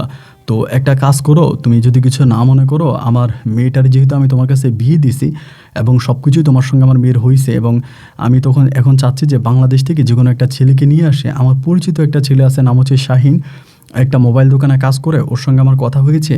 ওর যদি আমি সৌদিতে নিয়ে আসি তাহলে ও আমার মেয়েটাকে বিয়ে করবে। আর ওই সময় আমার দোকানেও লোক লাগবে। আমার দোকানে 2জন লোক ছিল কর্মচারী, তারা 2জনেই চলে গেছে দেশে। একজন দেশে গিয়ে বাইক অ্যাক্সিডেন্ট করে আসে নাই এবং আরেকজন ইচ্ছে করে আসে নাই। তা আমার দোকানেও কিন্তু ওই সময় লোক লাগতেছে। তা আমার মনি তখন বলে যে তুমি একটা কাজ করো, এই শাহিনের বিষয়টা ব্যবস্থা করো, আমি শাহিনকে আনলে আমি শাহিনকে মুক্তার কাছে বিয়ে দিব এবং মুক্তা শাহিন তখন আলাদা থাকবে। তা আমি তখন চিন্তা করলাম যে কথা যেটা বলছে এটা একেবারেও খারাপ বলে নাই। কারণ দেখা গেল যে ও তো মুক্তা তো আমার সঙ্গেই আছে এবং দেখা যায় আমাদের নিজেদের হাজব্যান্ড ওয়াইফের মাঝে অনেক প্রবলেম ক্রিয়েট করে। যেহেতু ওকে আমি আগে বিয়ে করছি, ওরে দেখলেও আমার লজ্জা লাগে, এক বাসার মধ্যে থাকি, নিজের কাছেও অনেকটা শরম লাগে, ভালো লাগে না। তো সেই জায়গা থেকে আমি চিন্তা করলাম যে শাহিনটি যদি আনি এবং শাহিন যদি মুক্তারে বিয়ে করে তাহলে তারা আলাদা হয়ে যাবে। এই ভাবনা করে আমি তখন এই শাহিন ছেলেটার পাসপোর্টের ব্যবস্থা করলাম, ওর পাসপোর্ট করাইলাম, ডকুমেন্ট জমা দিয়ে এবং এরপর আমি ওকে আনার ব্যবস্থা করতেছি। তা আমি যে শাহিনটি আনছি, শাহিনের কাছ থেকে কিন্তু আমি একটা টাকাও নিইনি। মুক্তা আমারে বলতেছে আমি তো তোমার দোকানে কাজ করি এবং আমি তোমার দোকানে থাকি, তো তুমি আমার মেয়ের জামাইয়ের কাছ থেকে কোনো টাকা নিও না এবং তারা তুমি ফ্রিতে আইনা দাও। তো এই কথা বলার পরে আমি তখন মোটামুটি শাহিনকে সম্পূর্ণভাবে ফ্রিতে তখন নিয়ে আসি। ওই সময়তে মনি কিন্তু পুরো আরবি ভাষায় কথা বলতে পারে, একদম আরবি ভাষায় খুব ভালো আরবি ভাষায় কথা বলে। তো শাহিনকে যখন নিয়ে আসলাম, আনার পরে শাহিন তখন দোকানে বসতো, আমার দোকান দেখাশোনা করতো। মনিও তখন আমার দোকান দেখাশোনা করে। শুধু ঘরের মধ্যে থাকে মুক্তা আমাদের রান্না বান্না, খাওয়া দাওয়া থেকে শুরু করে আমাদের যাবতীয় পোশাক আশাক ধোয়া থেকে শুরু করে মুক্তা সব কিছু করে। এইভাবে শাহিন আসারও প্রায় 1.5 বছরের মতো হয়েছে। 1.5 বছর হওয়ার পরে এদিক দিয়ে আমার আব্বা তখন আরও বেশি অসুস্থ হয়ে গেছে। আব্বা তখন আমাকে চাপ দিতেছে তুই বাড়িতে আয়, আমি তোরে দেখবো, কারণ আমি গেছি এদিক দিয়ে বহু বছর হয়ে গেছে। আব্বা কান্নাকাটি করতেছে। পরে আমি তখন ছুটিতে দেশে গেছি এবং ছুটিতে দেশে যাওয়ার পরে আমি তখন এই মনিরে বললাম যে তুমি বিশেষ করে দোকান দেখাশোনা করবা, আমি একটু বাড়িতে চাই। আমার টার্গেট ছিল আমি 1.5 মাসের মতো দেশে থাকবো। তো আমি 1.5 মাস থাকি নাই, দেশে যাওয়ার পর আমি 1 মাস ছিলাম। তো 1.5 মাসে থাকতাম, কারণ আব্বা আমাকে যেভাবে বিয়ের জন্য চাপ দিতে আসে, তোর বিয়ে করাই লাগবে, তুই বিয়ে কর। আব্বার বিয়ের চাপ শুনে, আব্বার বিয়ের চাপ দেখে আমি তখন দেশ থেকে চলে আসছি। 1 মাস পরে আবার ব্যাক করছি চৌদিতে। মাত্র 1 মাস আমি সৌদি আরবের বাইরে ছিলাম, 1 মাস পরে সৌদিতে এসে দেখি পুরো সব কিছু যেন পরিবর্তন। মানে আমার যেই কফিল ছিল, আমার যেই সৌদির যে ছেলে ছিল হাম্মেদ, যে আমার দোকানের মালিক ছিল, ওই ভাই আমার সঙ্গে ঠিকমতো কথা বলে না। ওই আমার মানে দোকানে আসলে আমার শাশুড়ি মানে আমার মনির সঙ্গে কথা বলে, এবং ও টাইম নিয়ে টাইমে মনিরে ঘরে নিয়ে যায়। আমারে বলে নাজমুল আমার পাশে একটু কাজ আছে, তোর ওয়াইফকে দে। এবং এটা বললে আমি মানাও করতে পারি না। তখন মনি গিয়ে দৌড়ে ওর গাড়িতে উঠে যায়, ওর সঙ্গে ওর ঘরে যায়, ঘরে গিয়ে কাজ টাজ করে আবার আসে। মানে আমার কাছে তখন বিষয়গুলো ভালো লাগতেছিল না। এই ভালো না লাগতে থাকতে থাকতে এরকম করতে করতে কয়েকটা দিন পরে প্রায় আপনার মাস 6 মতো কাটছে। মাস 6 পরে একদিন হলো কি, আমার ওই হামিদ বলতেছে যে দোকানের কোনো একটা বিষয়ের জন্য, কাগজপত্রের জন্য আমাকে মুক্তারে যেতে হবে, মানে মুক্তবে যেতে হবে। এখানে মুক্ত বলে হচ্ছে আপনার যে অফিস আছে, সরকারি অফিসে যাইতে হবে। তা আমি ওর সঙ্গে তখন গাড়ি করে সরকারি অফিসে রওনা দিছি, এবং সরকারি অফিসে রওনা দেওয়ার পরে ও তখন কি গাড়িটি এয়ারপোর্টের দিকে নিয়ে যাচ্ছে। যখন এয়ারপোর্ট নিয়ে যাচ্ছে আমি তখন বললাম যে হামেদ এয়ারপোর্টে কেন যাচ্ছিস? পরে বলতেছে আমার একটা ফ্রেন্ড আসবে কুয়েত থেকে, ওরে রিসিভ করে আনি, আর আমরা দুজনেই যাব। মানে ওরে আমি রিসিভ করে আনি আমরা বলতেছে। তো ওরা আবার বিভিন্ন ফ্রেন্ড হচ্ছে বিভিন্ন আরব দেশ থেকে আসতো, ওরা আবার অনেক ফ্রেন্ড সার্কেল ছিল, বড় লোকের ছেলে। তা ও তখন কী করলো, মানে বিমানটা ওইখানে মানে আপনার কী বলে গাড়িটা ওইখানে নিয়ে দাঁড়ো করাইছে। দাঁড়ো করে আমার বলে ও আসতেছে না কেন? পরে নিচের দিকে যাচ্ছে, মানে যে দিক দিয়ে মানুষ যায় আর কি, ওই দিক দিয়ে যাইতেছে। পরে আমি বললাম তুই এদিকে যাইতেছিস কেন? পরে বলো তুই আমার সাথে আয়। আইসা আমার এই জায়গার ভিতরে দাঁড়ায় ও বলতেছে কি, মানে পাসপোর্টটা আমার যে পাসপোর্টটা দিয়া বলতেছে যে আমারে বলে যে এই নাজমুল ওই লোকটাকে ডাক দিয়ান, সাদা পাঞ্জাবি পরে একটা লোক ভিতরে, বলো ওই লোকটা ডাক দিয়ান। আমি ভাই সরল মানে ওই লোকটারে ডাক দিতে গেছি, ওই লোকটারে জাস্ট এভাবে শরীরে টাচ করছি, সে ধরেই আমাকে হাতে খপ করে ধরে ফেলে। সে মূলত সিআইডি, এবং ধরে ফেলার পরে সে আমাকে ওইখান থেকে ধরেই আমার এদিকে নিয়ে আসে, মানে ড্যাক্সে নিয়ে আসে। ড্যাক্সে এনে আমার বলে ফিঙ্গার দে। কেন ফিঙ্গার দিব? আমি বললাম যে কেন ফিঙ্গার দিব? কোনো কথা নেই, সে আমার কাছ থেকে ফিঙ্গার নিয়ে নিছে একরকম পুরো জোর করে ফিঙ্গারটা নিয়ে নিল, এবং ফিঙ্গারটা নেওয়ার সঙ্গে সঙ্গে আমার বলতেছে যে তুই চলে যা, দেশে চলে যা। আমি তখন বললাম যে এটা কী ধরনের কথা? আমার কফিল আমার এখানে নিয়ে আসছিল একটা কাজে, আর তুই আমার জোর করে ফিঙ্গার নিয়ে নিলে আমার দেশে পাঠিয়ে দিবি, আমার অপরাধ কী? বলো তোর কফিলে তোর দেশে পাঠিয়ে দিচ্ছে, তুই একটা ক্রিমিনাল, তুই একটা মেয়ের এভাবে দেশাই না, মানে তারে ইয়ে করছে যে, মানে ওই যে মনির সঙ্গে আমার যা কিছু হয়েছে এই সব কিছু তখনও বলতেছে যে তুই তোর শাশুড়ির সৌদিতে আনছিস, আইনে তার সঙ্গে খারাপ কাজ করছিস, তার জোর করে বিয়ে করছিস, তুই একটা খারাপ, মানে এই সেই বলে আমারে, মানে সে পুরো স্টোরি আমাকে বলতেছে। আমি তখন বুঝে গেলাম যে আমার শাশুড়ি মূলত হাম্মেদের কাছে সব কিছু বলে দিছে, হাম্মেদ ওরে সব কিছু বলে সিএডিরে বলে আমার ধরাই দিছে। এইদিকে ডিরেক্টলি আমাকে তখন প্লেনে উঠিয়ে দিল, এবং প্লেনে উঠিয়ে দেওয়ার পরে আমাকে তখন বাংলাদেশে নিয়ে আসছে। বাংলাদেশে আসছি এক কাপড়ে ভাই, আমি মানে সৌদি থেকে আমার নিজের পোশাক আশাকগুলো পর্যন্ত আনতে পারি নাই, মানে কিচ্ছু আনতে পারি নাই। সৌদিতে আনছি, আনার পরে তখন ইমুতে ফোন দিলাম, মনিরে ফোন দিলাম। ফোন দেওয়ার পরে ও আমার নাম্বারটা কিনে দিয়ে আমার ব্লক করে দিছে। একইভাবে আমি মুক্তারে কল দিলাম, মুক্তা আমার নাম্বার ব্লক করছে। শাইনরে কল দিলাম, শাইন আমার নাম্বার ব্লক করছে। মানে ওরা আমার সমস্ত নাম্বারগুলো ব্লক করে দিয়ে আমার লোকে পুরো যোগাযোগেরা বন্ধ করে দিছে। তখন মিজাজ এত পরিমাণের খারাপ হয়েছে, আমি আপনাদের কী বলবো ভাই, বলে বুঝাইতে পারবো না। মানে তখন আর নিজের রাগকে কন্ট্রোল করতে পারতেছিলাম না। ওখানে চিল্লায় চেঁচামেচি করে ঝামেলা করি, পরে আস্তে আস্তে বাড়িতে যাওয়ার পরে আব্বা আমাকে ডাইরেক্ট বলতেছে যে আব্বু পরে ঘটনাগুলো জেনে যায়, মানে আমি সৌদি থেকে আসার আগে আব্বু জানে যে আমি এইগুলো ঘটাইছি। আব্বু আমারে বলতেছে তুই আমার বাড়িতে থাকিস না, এবং তুই আমার বাড়ি থেকে বেরিয়ে যা। আমার একটা আল্লাহ ছেলে দিছে, আমার ওই একটা ছিল, আমার দরকার নাই। আমার দুষ্ট গরুর চেয়েও শূন্য গোয়াল অনেক ভালো, তোর মতো ছেলে আমার লাগবে না। আমি আব্বারে বললাম যে আব্বা দেখেন আমি অন্যায় করছি, অপরাধ করছি, আমি আপনার কাছে ক্ষমা চাই, আপনি আমাকে মাফ করে দেন। আমার আব্বা বলে আমি তোর কোনো কথাই শুনতে চাই না, আমি তোর চেহারাই দেখতে চাই না, তুই আমার ঘর থেকে বেরো। মানে আব্বু তখন টোটালি আমাকে একরকম কী বলে মাইরিয়ে মনে হয় যেন আমাকে ঘর থেকে বের করে দিল, ঘর থেকে মানে বাসা থেকে বের করে দিচ্ছে। আমি তখন আমার ফ্রেন্ড সার্কেলের বাসা এখানে ওইখানে পাগল হয়ে গেছে। তখন ওই আপুর সঙ্গে বিষয়টা শেয়ার করি, আমার বড় বোনের ননদের সঙ্গে, উনি তো তখন আপনার সিলেটে থাকে। ওনারে বলি যে আপু এরা আমার ফ্যামিলিটা আমাকে এইভাবে ঠকাইছে, সৌদি থেকে আমাকে এইভাবে ধরা দিয়েছে, আমি আপুর সব কিছু হারাই এখন সৌদি থেকে চলে আসছি। পরে বলে তুমি একটা কাজ করো, তুমি আমার বাসায় চলে আসো। পরে আপুর বাসায় গেছি সিলেটে, ওনার বাসায় তখন থাকতেছে। উনি আমারে বলে যা হোক যেটাই হয়েছে তুমি মন খারাপ করো না, তুমি এখানে থাকো, দেখো এখানে কোনো কিছু করতে পারো কিনা। পরে আমার সৌদি থেকে কিছু বন্ধুবান্ধব আছে, ওরা কিছু টাকা দেয়, এবং আমার বোনেরা আব্বার অগোচর আব্বাকে না জানায় তখন চুরি করে আমার কিছু টাকা দেয়। তখন আমি একটা মোবাইল দোকান দিই সিলেটে, আমার বড় বোনের ননদের বাসার ওখানে একটা মোবাইল দোকান দিই। এইভাবে মোবাইল দোকান দিয়ে প্রায় 8 থেকে 9 মাসের মতো মোবাইল দোকান চালায়। 8 থেকে 9 মাস পরে ওই এলাকার অনেক ছেলেদের সাথে মানে উঠা বসা হয়, অনেক খারাপ ছেলেদের সঙ্গে আমার উঠা বসা সিলেটে। তখন আমি মোটামুটি সিলেটের লোকাল হয়ে যাই, যেহেতু 8-9 মাস ওখানে দোকানদারি করি, সবার সঙ্গে পরিচয়, তখন আমি ওখানকার লোকাল হয়ে যাই। 8-9 মাস পরে আমার বোনের ননদ তখন আমার বলতেছে যে নাজমুল ঘটনা কি জানো, এরকম মুক্তা কিন্তু দেশে আসছে। আমি বললাম আপনি কি এমনি জানেন? বলে আমি খবর পাইছি মুক্তা দেশে আসছে। আমি কি ওর মা আসছে? বলে না ওর মা আসে না, ও একাই আসছে, ওর নানির দেখার জন্য আসছে, ওর নানি মারা গেছে। তাই আমি বললাম নানি মারা গেছে, ওর মা আসলো না কেন? বলে তা তো জানি না, ওর মা কেন আসে নাই। পরে আমি বলি ওরে কি আপনি একদিন আপনার বাসায় আনতে পারবেন? পরে বলে হ্যাঁ আমার বাসায় বললে তো আসবে, আমি তাহলে একদিন আপনার বাসায় নিয়ে আসেন। তো ওনারে দিয়া মানে আমার ওই বড় বোনের ননদরে দিয়া এবার আমি মুক্তারে এই বাসায় আনি, এবং এই বাসায় আনার পরেই ধরেন উনি দুপুরে আনে, এবং দুপুরে আনার পরে আমি ঘপ করে গিয়ে ওখানে মুক্তারে ধরি। মুক্তা তো আমাকে দেখে অবাক, মানে আমি এই জায়গায় আমি মানে এখানে দিতেও মানে কীরকম কান্না করে দেয়। পরে আমি বলি যে তুই এখান থেকে তোর মায়েরে ফোন দিবি, ফোন দিয়া বলবি আমার দোকানে আমার এত লাখ টাকা ছিল, আমার এত লাখ টাকা দিতে হবে, নাহলে আমি তোর মেরে ফেলবো। এই বলে ঘরের মধ্যে আমি তখন মুক্তারে আটকাই। মুক্তা তখন আমার বলতেছে যে আপনি যদি আমার মায়ের মেরেও ফেলেন আমার কিছু করেন না, আমার আম্মা কোনো টাকা টুকা দিবে না। আমার বোনের মানে বড় বোনের ননদের ঘরে আমি তখন তারা আটকায় রাখি, এবং ওই বিল্ডিংটা তাদেরই বিল্ডিং ছিল, ওনাদের নিজেদের বিল্ডিং। তো বিল্ডিংয়ের একটা রুমের ভিতরে আমি তারা আটকায় রাখি, তোর মায়ের ফোন দেয়। পরে ওর মায়ের ফোন দেয়, বিশ্বাস করেন ওর মায়ের ভিতরে কোনো কিছু নাই।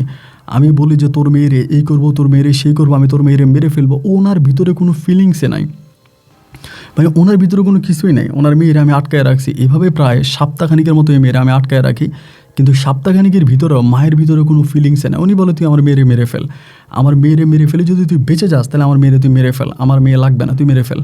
মানে উনি কোন কনফিডেন্সে, কোন আত্মবিশ্বাসে এরকম করে কথাবার্তা বলে ভাই আমি সেটাও বুঝি না। লাস্ট পর্যন্ত আমার বোনের ননদ বলতেছে একটা কাজ কর, ওরে ছেড়ে দে, মেয়েটার এখানে আটকায় রেখা লাভ নাই, মেয়ের মা খুবই হার্ড, খুবই কঠিন, তো মেয়ের মা আসলে তোর কিছু করবে না। পরে একদিন আমি জোর করছি আর কি, যে তুই আমার সাথে এগুলো করছিস, তোর মা আমার সাথে এগুলো করছে, আমি জোর করে তারা তখন দর্শন করি, এবং মোবাইলে এটা আমি ভিডিও করি, আমি নিজেই মোবাইল অন করে রাখি, রেখে তার সাথে আমি জোর করে এই ধরনের খারাপ কাজ করি, এটা আমি ভিডিও করে আমি তখন বললাম যেগুলো ইন্টারনেটে ছেড়ে দিও, তুই চলে যা। তো ওর নাম মুক্তার আমি ছেড়ে দিই, কিন্তু মুক্তা আমার কোনো ক্ষতি করে না বা আমার কোনো কিছু বলেও না। ওরে আমি ছেড়ে দিই, ছেড়ে দেওয়ার পরে ও ডিরেক্টলি বাংলা মানে ওর মায়ের কাছে যায়, এবং মায়ের কাছে থেকে ও তখন পুনরায় মানে ইয়েতে নানির কাছে যায়, নানার বাড়িতে যায়, ওইখান থেকে আবার সৌদি আরবে চলে যায়। এবং সৌদি আরবে চলে যাওয়ার পরে ইতিমধ্যে এই ঘটনা এগুলার যায় ঝামেলা হইতে হইতে আমার বড় বোন তখন বলে আমার জন্য একটা মেয়ে দেখছে তাদের এলাকাতে, নাম হচ্ছে লামিয়া। আমার মা তখন বলতেছে যে তুই দেশে চলে আয়, বাড়িতে বিয়ে শাদী কর, এভাবে নিজের জীবনটা নষ্ট করিস না রে বাবা, এভাবে জীবনটা নষ্ট করিস না। তো আমি তো ওর ভিডিও করে রাখছি, কিন্তু ভিডিওটা আমি মোবাইলে রেখে দিয়েছি একটা গোপন সফটওয়্যারকে বা একটা মেমোরিতে, আমি তখন এটা সেভ করে রাখছি। ওর মা যেহেতু ওর মেয়ে মরে গেলেও ওনার কোনো আপত্তি নেই, তো ভিডিও দিয়ে তো আর কিছুই হবে না, ভিডিওটা আমি ইচ্ছে করে রাখছি, এমনিই করে রাখছে। এবার আমার মা বলতেছে তুই বিয়ে কর, আমরা একটা মেয়ে দেখছি লামিয়া, মেয়েটা অনেক ভালো, তোর অতীত জীবন সম্বন্ধে কোনো কিছু না জানায় তুই গোপনে গোপনে বিয়ে করে ফেল। তা আমিও ভাই তখন চিন্তা করছি কি যে আসলে এই জীবনে না থাইকা তো জীবন অনেক পাপ করছি, এখন এই সব কিছু বাদ দিয়া আমি একটা ভালো জীবনে আসি, আমি লামিয়ারে বিয়ে করে আমি ভালো হয়ে যাই, এবং সিলেটে যে ব্যবসা বাণিজ্য করতেছি ওইখানেও কিন্তু ভালো লাভ হয় না। আব্বা বলতেছে আব্বা টাকা টুকা দিবে, আমি গ্রামে গিয়ে ব্যবসা বাণিজ্য কেন, আমার বোনেরাও টাকা টুকা দিবে। পরে সিলেটের দোকানটা বিক্রি করে দিলাম, সিলেটের দোকানটা বিক্রি করে আমি পুনরায় আবারও বরিশালে চলে আসি। এবার বরিশাল আসার পরে আমার পরিবারের সবাই মিলে তখন আমাকে বিয়ে শাদী করায়, আমাকে আমার মা বোন সবাই মিলে বিয়ে শাদী করায় দেয়, এবং লামিয়া নামের ওই মেয়েটা, আমার লামিয়া কিন্তু দেখতে অনেকটা সুন্দর ছিল। লামিয়াকে বিয়ে করে অতীতের সব কিছু ভুলে গেছি, যে যা জীবনে হয়েছে যেটাই হয়েছে আর কোনো কিছু ভাই মনে রাখি নাই, সব কিছু ভুলে তখন লামিয়ার লগে সংসার করতেছে। লামিয়া আমার সঙ্গে খুবই ভালো, আমি ওর সঙ্গে অনেকটা ভালো, আমাদের সংসার জীবনে কোনো ঝাই নাই ঝামেলা নেই। এরকম করতে করতে একটা সময় লামিয়া তখন প্রেগনেন্ট হয়, মানে ওর পেটে বাচ্চা আসে।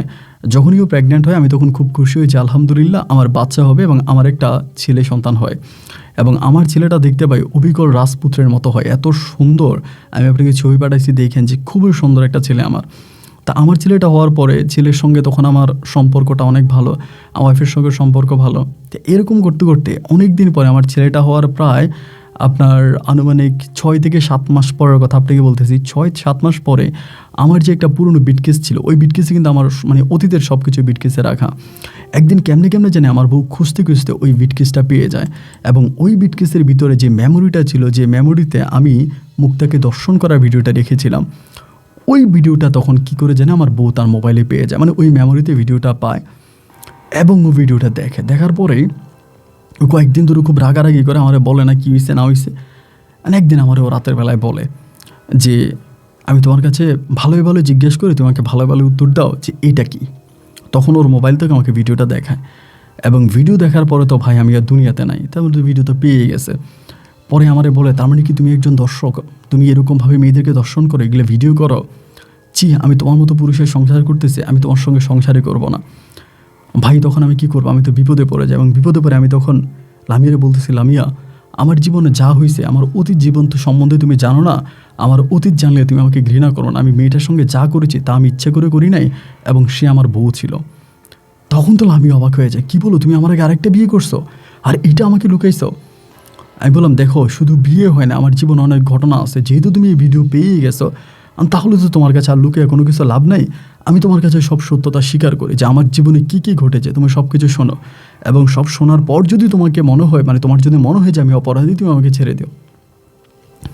মানে বউয়ের কাছে বাঁচার জন্য আমি তখন আমার অতীত জীবনের সব কিছুই লামিয়ার কাছে বলে ফেলি, যে এমন এমন ঘটনা আমার সঙ্গে এটা হয়েছে, এবং মা মেয়ে আমার সঙ্গে এটা করছে, আমি ওর মায়ের বিয়ে করছি, সৌদিতে নিচ্ছে, মানে সব কিছু অকপটে স্বীকার করি। তা লামিও আমার কথাগুলো সহ্য করতেছিল। এখন ও কতটুকু বুঝছে, বুঝে আমারে বলতেছে, এখন তো ফজর আজান দিয়ে দিতেছে, ঘুমিয়ে যাও, তোমার তো কোনো দোষ না, আমি সকালে কথা বলবো। এই বলে ভাই রাতের বেলা ওর সঙ্গে ঘুমিয়ে গেলাম। সকালবেলা ঘুম থেকে উঠে দেখি যে ও নাই, আমার বাচ্চাও নাই, আর বাচ্চাটাই নিয়ে চলে গেছে।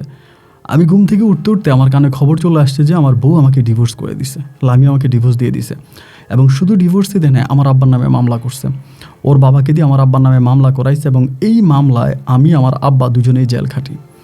প্রতারণা করে বিয়ে করছে, আগে বউ ছিল, এগুলা তাকে জানায়নি, এবং সেই মামলায় লামিয়ার ফ্যামিলি অনেক স্ট্রং ছিল, যার কারণে আমাকে জেল খাটতে হয়।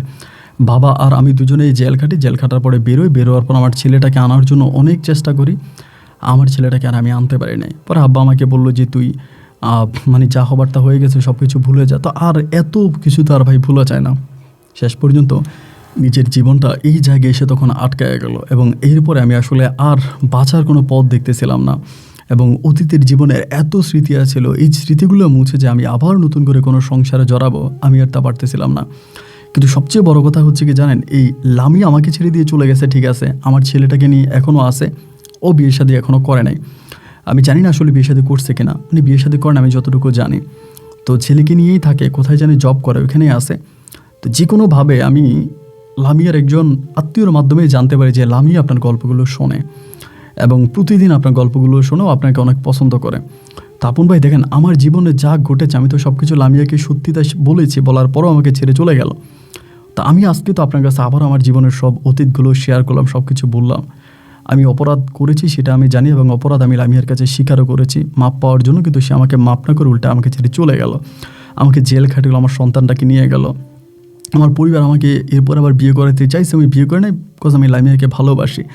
এখন আপনার মাধ্যমে আমি লামিয়াকে জাস্ট একটা মেসেজ দিতে চাই যে লামিয়া, তুমি তো আমার সব কথাগুলো শুনেছ, যদি তুমি আমাকে আল্লাহর রাস্তায় মাফ করতে পারো, আমার বাকি জীবনটাকে অন্তত একটু শান্তিতে, আমার সন্তানটার মুখের দিকে তাকায় হলেও আমাকে তুমি মেনে নাও, আমাকে মাফ করে দাও, আমি এবং ভবিষ্যতে তোমার সঙ্গে ভালো থাকবো। আপন ভাই, আপনার প্রত্যেকটা ভিডিও শুনে, যার জন্য আপনি আমার তরফ থেকে আপনাকে একটু বলবেন যেন আমার জীবনে ফিরে আসে। ও তো বিয়ে শাদী করে না, ও নিজের জীবনটা নষ্ট করতেছে, আমি আমার জীবনটা নষ্ট করতেছি, বলেন যেন সে আমার জীবনে ফিরে আসে, আমি ভালো হয়ে যাব। ভালো থাকবেন। আসসালামু আলাইকুম।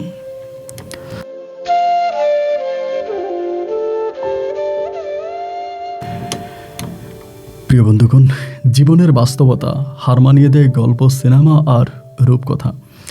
দেখেন, নাজমুল ইসলামের জীবনে যা ঘটেছে তা পুরো সিনেমাকে হার মানিয়ে দেয়, কোনো সিনেমাকে বা কোনো নাটককে হার মানিয়ে দেয়, রূপকথাকে হার মানিয়ে দেয়। নাজমুল ইসলাম নাহিদ ছিল ওনার পুরো নাম। তো আমি মাঝে মাঝে হয়তো নাহিদও বলেছি। তো নাজমুল ভাই যেটা করেছে, সে অন্যায় করেছে, এবং জীবনে অন্যায় বেশি করা লাগে না, সামান্য একটু অন্যায় করলে এই জীবনে তার পুরো জীবনটা তার মাসল দিতে দিতেই কেটে যাবে। এক মন দুধের ভিতরে এক ফোঁটা চনায় যথেষ্ট। ঠিক তেমনি নাজমুলের শাশুড়ি মনি, তিনি সৌদি আরবে গিয়েছিলেন হজ করার জন্য, ওমরা হজ করবেন। সে ওমরা হজ করাতে যাওয়ার পরে তিনি মনির সঙ্গে যা করেছে, উনি বারবার বলেছে এটা একটা সৌদি আরবের পবিত্র জায়গা, ইভেন আমি সেখানে এসেছি তোমার শাশুড়ি হয়ে, তুমি এই কাজটা করো না। কিন্তু নাজমুল যেটা করেছে এটার শাস্তি সে জীবনে পাচ্ছে, হয়তো ভবিষ্যতে আরও পাবে। তবে হ্যাঁ, আমি চাই না নাজমুলের জীবনটা এভাবে নষ্ট না হোক। আল্লাহ তাআলা বলেছে যে বান্দা তুমি যত বড়ই অপরাধ করো না কেন, আমার কাছে ক্ষমা চাও, আমি আল্লাহ মাফ করে দিব। ঠিক তেমনি নাজমুল তো মনির কাছে লামিয়ার কাছে ক্ষমা চেয়েছে। আমার কাছে মনে হয় যে লামিয়া হয় তাকে ক্ষমা করে দিয়ে তার সংসারে যেতে পারে। লামিয়া আক্তার আমার প্রায় প্রতিটা ভিডিওতেই আপনি কমেন্ট করেন, আমি আপনার কমেন্টগুলো পড়ে আজকে কয়েকটা কমেন্টের রিপ্লাই আমি আপনাকে দিয়েছি। আপনার যদি মনে হয় যে আপনি নাজমুলকে মেনে নেবেন, নাজমুলের জীবনে আপনি ফিরে যেতে পারেন, আমার কাছে মনে হয়। প্রিয় দর্শক, আপনারা যারা গল্প শুনেছেন, আপনাদের নিজেদেরও মতামত আমি আশা করছি আপনারাও মতামত লিখবেন। আপনাদের মতামতের ভিত্তি করে হয়তো লামিয়া পুনরায় আবারও নাজমুলের কাছে ফিরে যেতে পারে, যদি গেলে ভালো হয়। সবাই সুস্থ থাকবেন, ভালো থাকবেন, এই শুভকামনা। আজকের মতো এখানে বিদায়, দেখা হবে নতুন দিন নতুন কোনো গল্পে। আল্লাহ হাফেজ অ্যান্ড আসসালামু আলাইকুম।